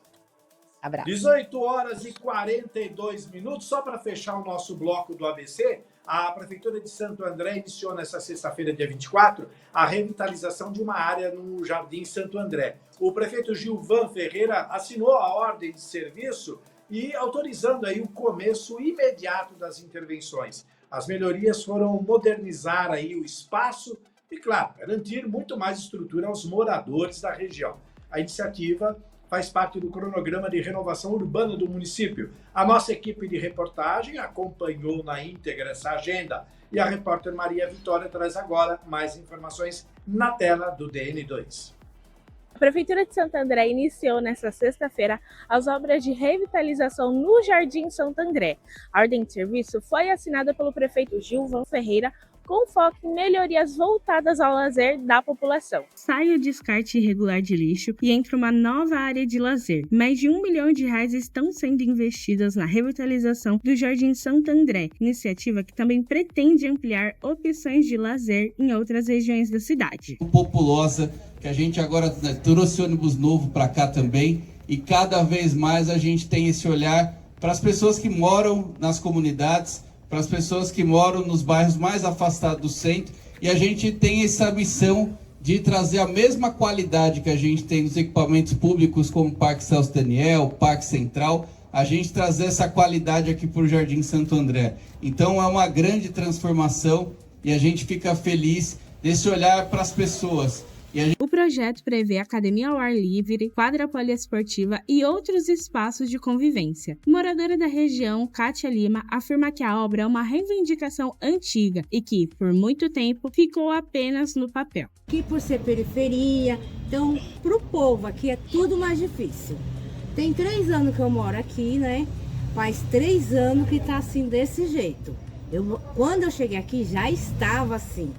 Isso aí é um projeto que estava no papel já tem bastante tempo. Apesar do aumento no uso dos ecopontos em Santo André, o descarte regular ainda é um problema em áreas como essa. Para quem vive no entorno, a expectativa é de mudança e de que o espaço finalmente deixe de ser um ponto de lixo para se tornar um local de convivência. A Redondeza aqui, por mais que tenha ecoponto, né? Mas a população sempre joga, né? Algum descarte à noite e lixo tem bastante. Será de grande importância para os moradores dessa obra, como já tem uma quadra aqui, mas só que hoje está em péssima condição de uso, né? Um morador de rua, gente drogada, entendeu? Então a molecada parou de usar a quadra e vai ser de bastante serventia. Muito bem, 18 horas e 45 minutos, encerramos então o nosso bloco do ABC. A nossa próxima parada, Litoral Norte, aqui no DN2. Download da notícia, segunda edição. Litoral Norte. Litoral Norte. Direto de Ubatuba é o nosso correspondente, o jornalista Francisco Trevisan. Trevisan, boa noite, seja bem-vindo ao DN2 desta sexta-feira, amigo. Boa noite, Gil. Excelente noite de sexta para você, para todo mundo que está aqui na programação da Guardiã da Notícia. E, Gil, tempo bom, hein? Gostoso aqui, principalmente para quem quer ir lá para Ilhabela nesse momento. Apesar de no site lá tá marcando 90 minutos, não tem fila lá por Ilhabela. Então, uma boa hora para o motorista ir lá e já curtir a ilha. Tem programação na ilha, tem programação em São Sebastião, na Costa Sul lá também, em Caraguatatuba. Amanhã aqui em Ubatuba tem corrida aí com 28 praias, toda essa programação cultural também, sábado e domingo, com teatro em Caraguá, tudo lá no portal aguardiandanoticia.com.br.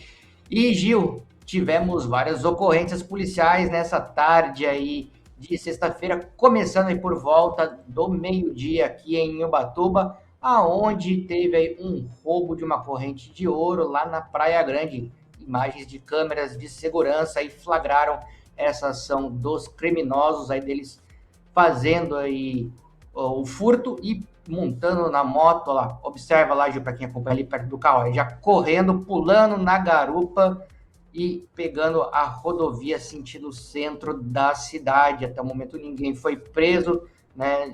Já se tem aí mais informações também desses criminosos. Qualquer denúncia também pode ajudar aí a Polícia Civil no telefone 181, né? E também a gente já tinha mostrado já, né? E, ó, para quem conhecer aí, reconhecer, para quem acompanha a gente aí nas redes sociais, ó, a camisa, tiver alguma pista aí que ajude a polícia também a chegar nesses indivíduos aí, pode ligar pelo telefone 181 da Polícia Civil. Diz que denúncia, o sigilo é garantido, ninguém vai ficar sabendo e você ainda contribui com a sociedade, porque é frustrante, né, Gil? Você ainda ser furtado. A gente já tinha mostrado já ontem o golpe lá na Praia Grande dos R$ 1.500, hoje também aí furto, não é o primeiro, no final do ano também teve um furto de correntinha, a gente já tinha mostrado aqui, Gil.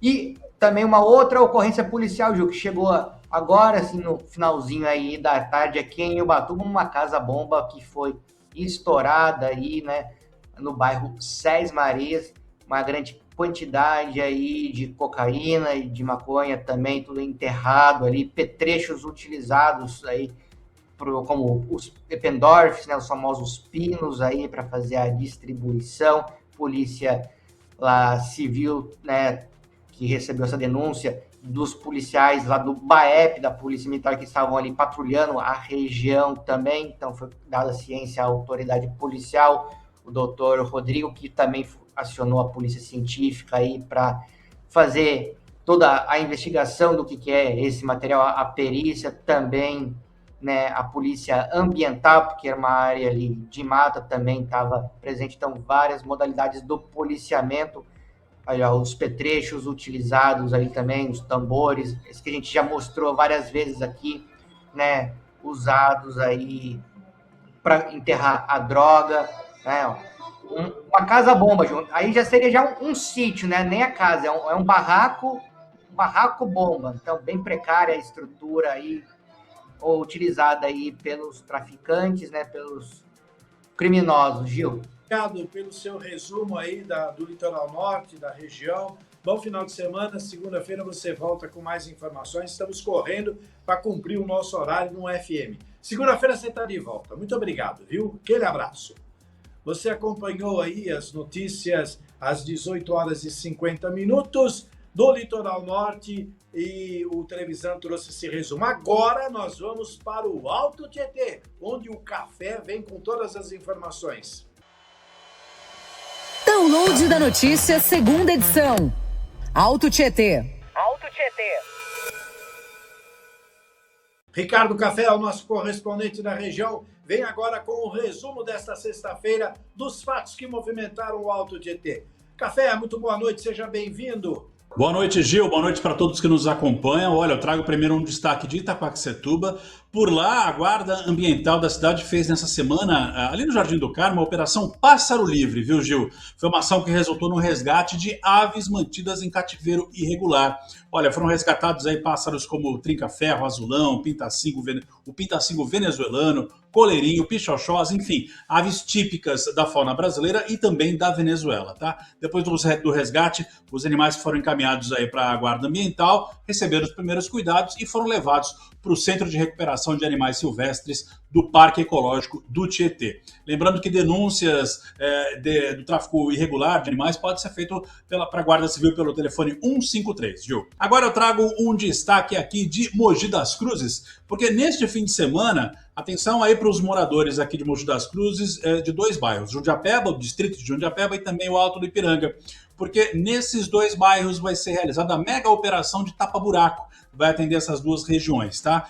Então, caso seja possível também, as equipes conseguem iniciar os trabalhos lá no Mogi Moderno. Então, nos dois primeiros fins de semana, essa mega operação atendeu César de Souza e a região do Oropó, tá? Desde que foi lançada essa operação, na penúltima sexta-feira, lá dia 10, né? Já foram tapados 1.550 buracos na cidade e os trabalhos atenderam 270 ruas do município. Vamos lembrar, claro, né, que os trabalhos são reforçados nos fins de semana, quando o trânsito é menor. E a população pode entrar em contato por um telefone de WhatsApp, o telefone é o 932449524, e tirar fotos de buracos nas ruas que o pessoal faz avaliação e inclui no cronograma, tá, Gil? Finalizo agora aqui meu giro do Alto Tietê, trazendo um destaque de Suzano, porque a Prefeitura promove amanhã, nesse sábado, mais uma ação de saúde voltada para a população ali do bairro Fazenda Aia. Vai ser na Escola Municipal Professora Nizilda Alves de Godoy, ali no bairro todo mundo conhece, o projeto Saúde Itinerante, das 8 da manhã até as 4 horas da tarde, tá? Então vai ter uma série de serviços gratuitos, consultas médicas, entrega de resultados de exame, aferição de pressão arterial, né? Também vai ter avaliação odontológica e atendimento com equipe multiprofissional. Aí vai ter psicólogos, nutricionistas, fisioterapeutas também. E além do atendimento clínico, Gil, também tem vacinação contra a gripe, tá? Então o pessoal que faz parte dos grupos prioritários leva um documento com foto, quem tiver a carteirinha de vacinação leva também, que vai ser vacinado. Gil, esses são os meus destaques aqui da região do Alto Tietê. Lembrando que amanhã em Suzano, então, esse Saúde Itinerante vai ser das 8 da manhã até as 4 da tarde, ali na Escola Municipal Professora Nizilda Alves de Godoy, no bairro Fazenda Aia. Volto contigo, Gil. No melhor estilo locutor de jockey, você deu aí o seu giro de notícias. Muito obrigado. Obrigado pela compreensão da loucura do nosso horário de roteiro, para a gente cumprir aqui o horário do FM. E semana que vem você volta. Obrigado, companheiro. Sempre prestativo e cumprindo aqui os nossos horários. O importante é passar a informação, Gil. O formato a gente se adapta. A questão é passar a informação para a nossa audiência. Aquele abraço, Café. Bom final de semana. A gente se vê na segunda. Muito bem. Continuando com o giro aqui pelo Alto Tietê, neste sábado, depois de todas as informações da região que o café passou, neste sábado, dia 25, a Prefeitura de Ferraz de Vasconcelos leva o programa Prefeitura no Meu Bairro ao Jardim Anchieta, das 13h30, conhecido também como 1h30 da tarde até as 6 da tarde, na Rua Albertina e na quadra local, serão oferecidos mais de 50 serviços gratuitos de saúde, lazer e assistência. Atenção à logística. A montagem das tendas ocorrerá do meio-dia às 7 da noite, no período em que se solicita a compreensão dos moradores quanto à circulação. O evento contará aí com a presença do prefeito, da prefeita, né, que irá detalhar aí as melhorias previstas para a região. Então vamos até Ferraz de Vasconcelos com essa reportagem sobre o mutirão que acontece amanhã, na tela do DN2. Tem oportunidades que a gente precisa correr atrás. E outras que chegam na porta da sua casa. É isso mesmo, estamos falando do Prefeitura no Meu Bairro. Um programa que oferece mais de 50 serviços gratuitos bem onde você mora. E neste sábado, dia 25, das 13h30 às 18 horas, a Prefeitura estará aqui no Jardim Anchieta, na Rua Albertina. Temos um encontro marcado com você e toda a sua família. Teremos serviços de saúde como atendimento médico e odontológico, castração, bazar solidário, brinquedos infláveis para toda a criançada e muito mais. Ei, você que mora aqui no bairro, dá uma olhada em todas as informações que estão aqui na legenda. Prefeitura no Meu Bairro, mais facilidade onde você precisa.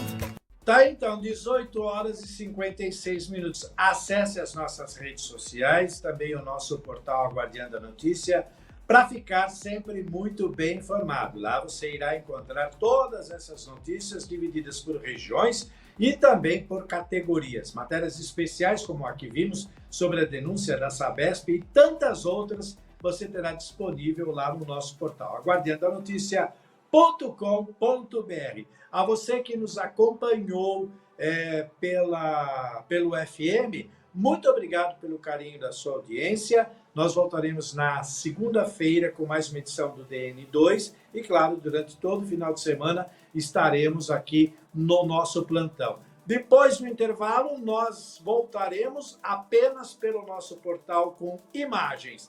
Agora, intervalo. No Manai Gastronomia, nossa comida é feita com amor. Inspirada na diversidade de ingredientes e paladares. Cada receita é preparada diariamente com ingredientes fresquinhos e da melhor qualidade. Explore o nosso buffet self-service, que oferece uma centena de opções para agradar todos os gostos e dietas. Visite nossas unidades Consolação, Berrini, Paulista, Augusta e Cidade Jardim. Confira endereços e horários nas redes sociais e em nosso site. Venha saborear uma refeição inesquecível no Manai Gastronomia, onde a qualidade e o sabor se encontram. Download da notícia, segunda edição.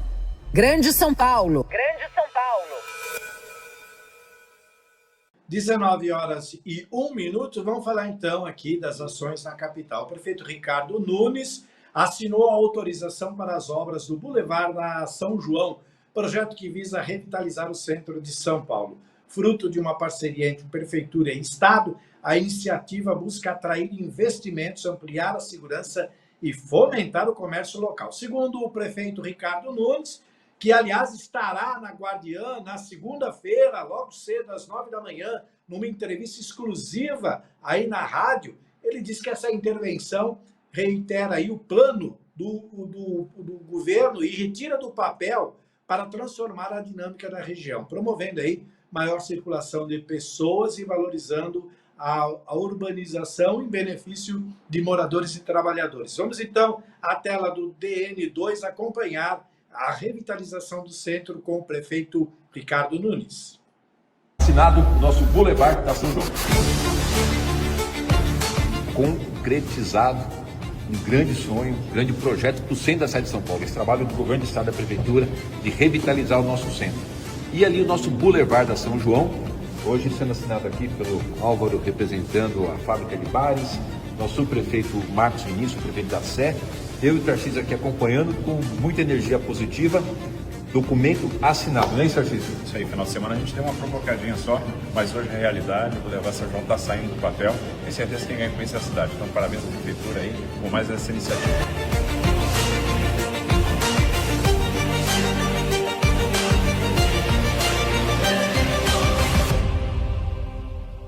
Muito bem, como vimos, o investimento privado será de 42 milhões de reais. A iniciativa instalará grandes telões de LED aí em edifícios históricos. O plano prevê o fechamento da via para pedestres aos finais de semana, abrigando feiras e eventos culturais. Como contrapartida, a concessionária restaurará fachadas e monumentos da região central. A segurança será reforçada com 300 novos policiais e a previsão é de que o espaço passe a operar em setembro. Será a Times Square de São Paulo, do Brasil. Continuando aqui em São Paulo, a vereadora Sandra Santana, do MDB, anunciou aí um investimento histórico para o Jardim Carumbé, que fica na Brasilândia, zona norte de São Paulo. A obra de contenção de enchentes visa solucionar um problema antigo da zona norte. Segundo a parlamentar, embora as intervenções gerem aí transtornos, eles temporários, ainda que temporários ao trânsito, o resultado irá garantir mais dignidade e segurança aos moradores. A vereadora reforçou que segue acompanhando de perto cada etapa do projeto, transformando em realidade uma demanda que muitos julgavam impossível. Na tela do DN2, a vereadora Sandra Santana. Pessoal passando aqui hoje para ver a obra de combate à enchente aqui no Jardim Carumbé. Mais de 50 milhões de reais investido, Avenida Manuel Bolívar de ponta a ponta. Tipo 2 anos de obra. Causa transtorno? Claro que causa, mas olha a melhoria, o benefício que essa comunidade vai receber. 0 enchente, 0 alagamento. Prefeito Ricardo Nunes, obrigada. Aquele dia o senhor esteve ali junto com a gente, ali na quadra do Canarinho, e anunciou essa obra. Muita gente não acreditava, mas ela está acontecendo. E olha, a gente está falando de expansão, falamos há pouco da Sabesp, ainda aqui em São Paulo, a Enel expande a instalação de medidores inteligentes aqui na capital, com uma meta de 160 mil novas unidades anuais. A tecnologia permite a leitura remota e o acompanhamento do consumo em tempo real por aplicativo, prometendo maior precisão nas cobranças e agilidade no preparo de falhas. A substituição dos equipamentos antigos é gratuita e obrigatória por determinação federal. A concessionária alerta: o serviço não deve ser pago e os técnicos devem informar um código de segurança enviando previamente ao cliente. Em caso de dúvida, confira os dados com a central antes de permitir o acesso de um funcionário. Então, fique atento, porque agora é obrigado. Ainda na capital, vamos falar aí da Prefeitura de São Paulo, que protocolou no último dia 15 o projeto de lei de diretrizes orçamentárias para 2027, conhecido como LDO. O texto prevê uma receita total de 138 bilhões de reais e mais 600 mil para o próximo ano.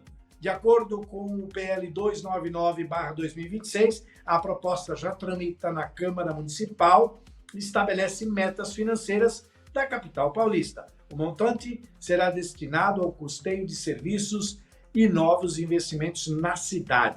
A reportagem da TV Câmara, que você acompanha agora na tela do DN2. O projeto foi enviado pela Prefeitura à Câmara no dia 15 de abril, dentro do prazo. Para este ano, a previsão de receita é de 138,6 bilhões de reais. A LDO é uma espécie de prévia do orçamento do ano seguinte.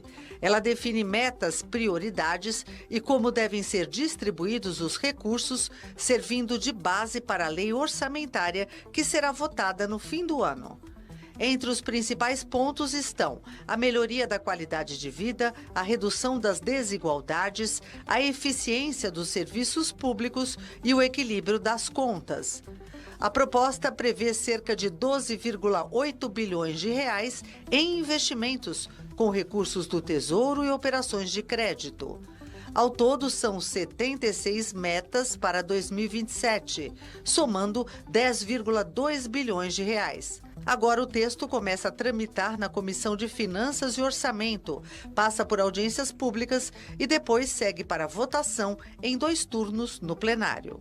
Muito bem, de volta agora, saímos de São Paulo e vamos para Guarulhos. A Câmara de Guarulhos aprovou o projeto que obriga a instalação de câmeras de vídeo em clínicas que atendam aí pessoas com deficiência. A medida visa garantir mais segurança aos pacientes e transparência nos procedimentos realizados. Segundo o texto, as gravações devem preservar a privacidade, não servirão como prova em casos de denúncias e irregularidades. A proposta agora segue para a sanção da Prefeitura. Se aprovada, as unidades de saúde terão um prazo para se adequar à nova norma de monitoramento. Com imagens da TV Câmara de Guarulhos, vamos então para essa reportagem sobre câmeras de vídeo em clínicas que atendam pessoas com deficiências. Pode rodar. No dia 22 de abril, a Câmara de Guarulhos aprovou 73 requerimentos de informação e 4 projetos em primeira votação.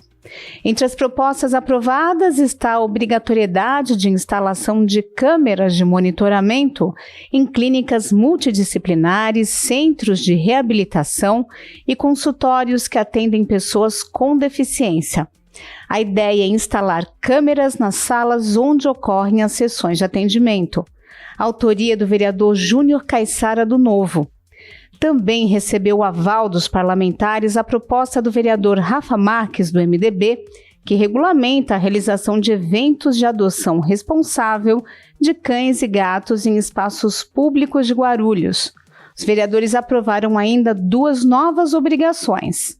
Hospitais públicos e privados deverão notificar o Conselho Tutelar e o Ministério Público sobre o uso de bebidas alcoólicas e entorpecentes por crianças e adolescentes.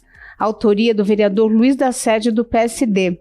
Além disso, agências bancárias deverão disponibilizar abrigo contra sol e chuva do dia 1º ao dia 10 de cada mês a usuários que ficam em fila de espera em áreas externas do banco. A autoria do vereador Dr. Laércio Sandes, do União Brasil. Agora, todos esses projetos seguem para votação em segundo turno. Os vereadores também aprovaram o relatório final da SEI, Comissão Especial de Inquérito, que teve o objetivo de apurar suposto desvio de finalidade na arrecadação tributária de Guarulhos. Ao longo da sessão, diversos parlamentares apontaram que a população tem recebido notificações de protesto em cartório para pagar a taxa do lixo, que vigorou na cidade entre os meses de maio a setembro de 2022, até ser revogada. Vereadores da base declararam que o prefeito irá retirar essas cobranças. Muito bem, vamos agora para o interior. Região metropolitana de Campinas, de onde eu estou falando, de um dos núcleos de jornalismo da Guardiã. Vamos para Paulínia. As obras da nova sede da Guarda Civil Municipal de Paulínia entram em fase final, prometendo mais agilidade e melhores condições de trabalho a toda a corporação. O investimento em segurança pública soma-se à recente aprovação do novo plano de carreira, o PCCV, que possibilitará a realização de concurso público. Além disso, o governo federal enviará novos equipamentos, como dispositivos de eletrochoque e espargidores, que são aqueles instrumentos de menor potencial ofensivo que disparam agentes químicos como spray de pimenta ou gás lacrimogênio. Segundo a gestão municipal, o conjunto de medidas visa consolidar a cidade como referência em proteção. O prefeito Danilo Barros, de Paulínia, conta um pouco mais e você confere agora na tela do DN2. Iniciamos o dia visitando aqui a obra da nova sede da Guarda. E ela está incrível, uma sede que vai aí contemplar os nossos guardas municipais, também aqueles que vão prestar o concurso e que vão entrar nessa corporação. O que mais nós temos por aí, Mike? Prefeito, é um espaço enorme, todo formatado para atender as demandas da Guarda Municipal e as necessidades da Guarda aí por pelo menos mais 50 anos aí, sem a necessidade de ampliação ou reforma. Então nós saímos de uma estrutura antiga que nós tínhamos, em torno de 800 metros quadrados de alvenaria, para uma construção nova, moderna, e vai abarcar todas as nossas subdivisões da corporação, de uma maneira que o trabalho vai ser oferecido com mais qualidade, com mais propriedade para a segurança pública do município. E essa visita foi feita com os engenheiros, com os técnicos, que nos garantiram que a obra está já nos seus 80% concluída. Nós acreditamos que ainda esse ano nós inauguramos a tão sonhada sede da Guarda Municipal. Download da notícia, segunda edição. Vale do Paraíba. Vale do Paraíba. Em São José dos Campos, o prefeito Anderson Farias detalha o funcionamento dos programas sociais disponíveis à população do Vale. Com o intuito de facilitar o acesso aos benefícios, a gestão municipal reforça o uso da Central 153 para orientações e cadastros. O objetivo é garantir que o auxílio chegue de forma ágil a quem mais precisa. Para mais informações ou dúvidas sobre os serviços assistenciais, o cidadão deve ligar para o número 153. Vamos acompanhar, então, o prefeito Anderson Farias, de São José dos Campos, falando sobre mais esse programa social. Na tela do DN2. Quando a gente vê alguém em situação de rua, a vontade é ajudar, dar uma marmita, uma roupa ou até mesmo um trocado. Mas o que parece um gesto de carinho pode acabar mantendo essa pessoa na rua. Em São José nós temos uma rede completa de acolhimento. São mais de 15 abrigos espalhados por toda a cidade, prontos para receber todos, homens, mulheres, pessoas com pets, famílias inteiras e até mulheres em situação de risco. Nossa equipe de apoio social atua dia e noite, percorrem as ruas todos os dias e oferecendo abrigo, alimentação, atendimento médico e psicológico. E mais do que acolher, a gente cria oportunidades. Com o programa Qualifica, oferecemos cursos gratuitos para que as pessoas possam se preparar para voltar ao mercado de trabalho. E no PAT, temos vagas disponíveis todos os dias, conectando quem quer trabalhar com empresas que estão contratando. Quando a ajuda vem da rua, com a esmola ou com a marmita, a pessoa perde o incentivo de mudar de vida. E o ciclo se repete. A verdadeira ajuda é ligar para o 153. Assim oferecemos acolhimento, dignidade e oportunidade de um recomeço. Isso é São José, cuidando das pessoas que mais precisam. E olha, ainda em São José, a Câmara Municipal homenageou o Instituto São José com a medalha de mérito educacional, professor Everardo Miranda Passos. A honraria celebra os 100 anos de serviços prestados pela instituição à comunidade de São José dos Campos. Durante a solenidade, autoridades destacaram o papel na formação de gerações de famílias locais. O ponto alto da noite foi a entrega da medalha à diretora Dorcelina, que reforçou o compromisso da escola com sinceridade. O evento contou ainda com as exibições e um resgate histórico da instituição. Vamos conferir juntos em esta reportagem da televisão a entrega da medalha de mérito educacional. Na tela do DN2. Em cerimônia realizada no plenário da Câmara Municipal, o Instituto São José foi agraciado com a medalha de mérito educacional. A honraria é concedida a pessoas ou instituições que tenham atuado em prol da educação e do ensino em São José dos Campos. A homenagem, realizada pelo vereador Fernando Petit, em coautoria com o vereador Sérgio Camargo, celebra os 100 anos da instituição na cidade. É um legado que vem de gerações e gerações. Hoje, na sessão solene, tinha uma moça que era da terceira geração, os filhos dela já fazem parte da quarta geração, e ela foi falando, palavras, lembrando quando ela estudou com mais outros 3 irmãos, a mãe, a avó, que foi a primeira estudante do Instituto São José, e o Instituto São José chegando aqui na nossa cidade em 1926, a cidade à época tinha 30 mil habitantes, uma outra realidade. Acho que o diferencial do Instituto São José das outras escolas que existem na nossa cidade são os valores que ela trabalha, os valores cristãos, valores morais, valores éticos, de família. Criar, não só educar na questão de conteúdo, mas também para criar bons cidadãos para a nossa cidade, para o nosso Brasil. Então, essa é a diferença do Instituto. O Instituto São José foi fundado no dia 8 de março de 1926 e faz parte da Rede Salesiana Brasil. A escola contempla desde a educação infantil até o ensino médio e tem como principal pilar os valores cristãos. A trajetória centenária marcou a educação de muitas famílias joseenses. Começou com a minha avó materna, né, a mãe da minha mãe, a Ruth Nunes da Trindade, né, eu me chamo Ruth por causa dela. Depois veio a minha mãe, a Viviane, as irmãs dela, a Mônica e a Milene, depois viemos eu e meus irmãos.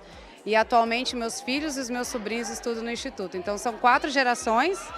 Quando a minha avó iniciou, ainda era Externato São José, ainda não era Instituto São José. E desde então estamos aí acompanhando a história do Instituto, crescendo junto com ele, né? E para celebrar os 100 anos de história, o evento contou com uma trilha sonora especial. O hino do Instituto São José, tocado por uma banda de alunos e professores da escola.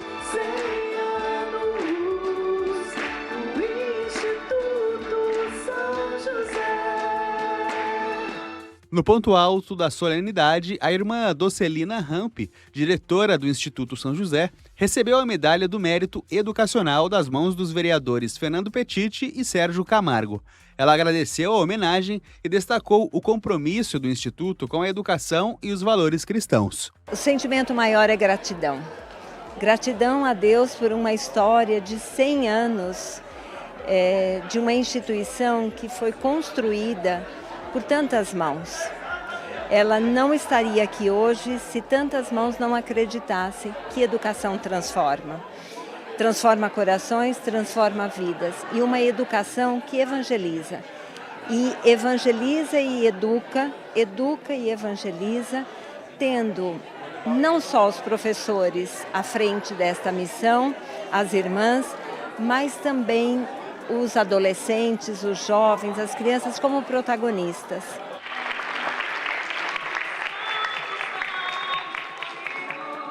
Muito bem, acesse as nossas redes sociais e também o nosso portal guardiandanoticia.com.br para ficar sempre muito bem informado. Download da notícia, segunda edição. Santa Catarina. O governador de Santa Catarina, o Jorginho Melo, presta contas sobre as obras de manutenção asfáltica em rodovias estaduais. O destaque desta vez é a SC 477, uma rodovia que recebeu melhorias estruturais para garantir mais segurança e fluidez ao tráfego. A iniciativa faz parte do plano de recuperação viária para fortalecer a logística e o desenvolvimento regional. Segundo o governador Jorginho Melo, rachou, ele vai lá arrumar. Vamos conferir juntos na tela do DN2. Uma pequena trinca aqui na SC 477 no Planalto Norte. Essa rodovia acabou de ser entregue e isso não combina com estrada boa. Então eu vim aqui dizer que vai ser corrigido. Já acionamos a empresa e a garantia. Esse tipo de patologia pode acontecer. São 34 quilômetros de concreto puro e alguns metros trincou. O motivo eles vão avaliar. Pode ser vários, solo, cura do concreto, enfim. O que eu quero saber é da correção. Mas como a gente paga tudo em dia, a gente pode exigir o melhor. Se de 34 mil metros de concreto tiver um problema, nós vamos cobrar. Esse é o jeito catarinense de trabalhar. 99,9% não é 100%. Isso é estrada para durar mais de 20 anos. Isso é estrada boa. E em Florianópolis, o prefeito Topázio Neto pronunciou-se sobre a greve, que, segundo ele, já integra o calendário oficial da cidade. O GES criticou a recuo das paralisias que impactam os serviços essenciais à rotina da população. A prefeitura busca agora alternativas para minimizar os transtornos e manter as categorias envolvidas. Vamos então à tela do DN para fechar o bloco de Santa Catarina. Pode rodar. Já passou o carnaval, acabou o feriadão, a temporada de verão já se foi e adivinha quem decretou greve em Florianópolis? Isso mesmo, o Sindicato Municipal. Não importa o que a gente faça, nem o governo de plantão. Se não é do time deles, é greve todo ano na certa.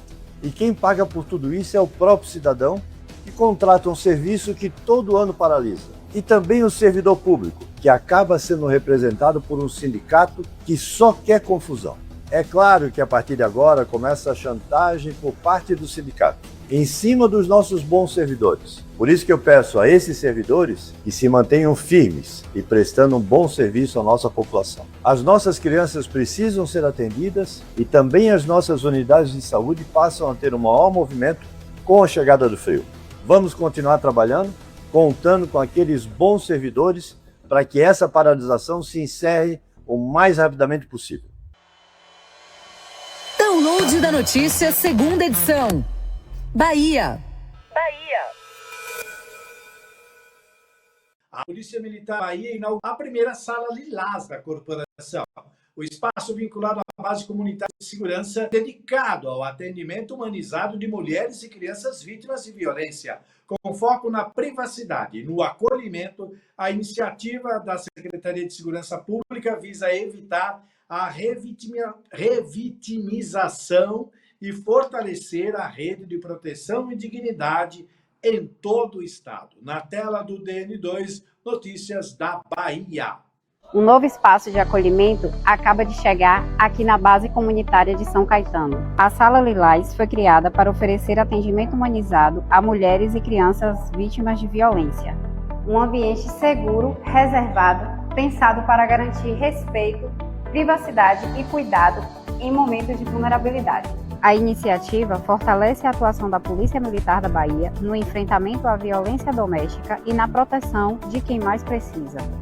Mais do que um espaço físico, a Sala Lilás representa um avanço no acolhimento e na valorização da vida. Secretaria da Segurança Pública. No Manai Gastronomia, nossa comida é feita com amor. Inspirada na diversidade de ingredientes e paladares. Cada receita é preparada diariamente com ingredientes fresquinhos e da melhor qualidade. Explore nosso buffet self-service, que oferece uma centena de opções para agradar todos os gostos e dietas. Visite nossas unidades Consolação, Berrini, Paulista, Augusta e Cidade Jardim. Confira endereços e horários nas redes sociais e em nosso site. Venha saborear uma refeição inesquecível no Manai Gastronomia, onde a qualidade e o sabor se encontram. Oferecimento SP Security. Segurança inteligente para o seu lar. Proteja sua família e fortaleça seu condomínio com tecnologia de ponta. Acesse spsecurity.com.br e descubra como transformar a segurança da sua casa.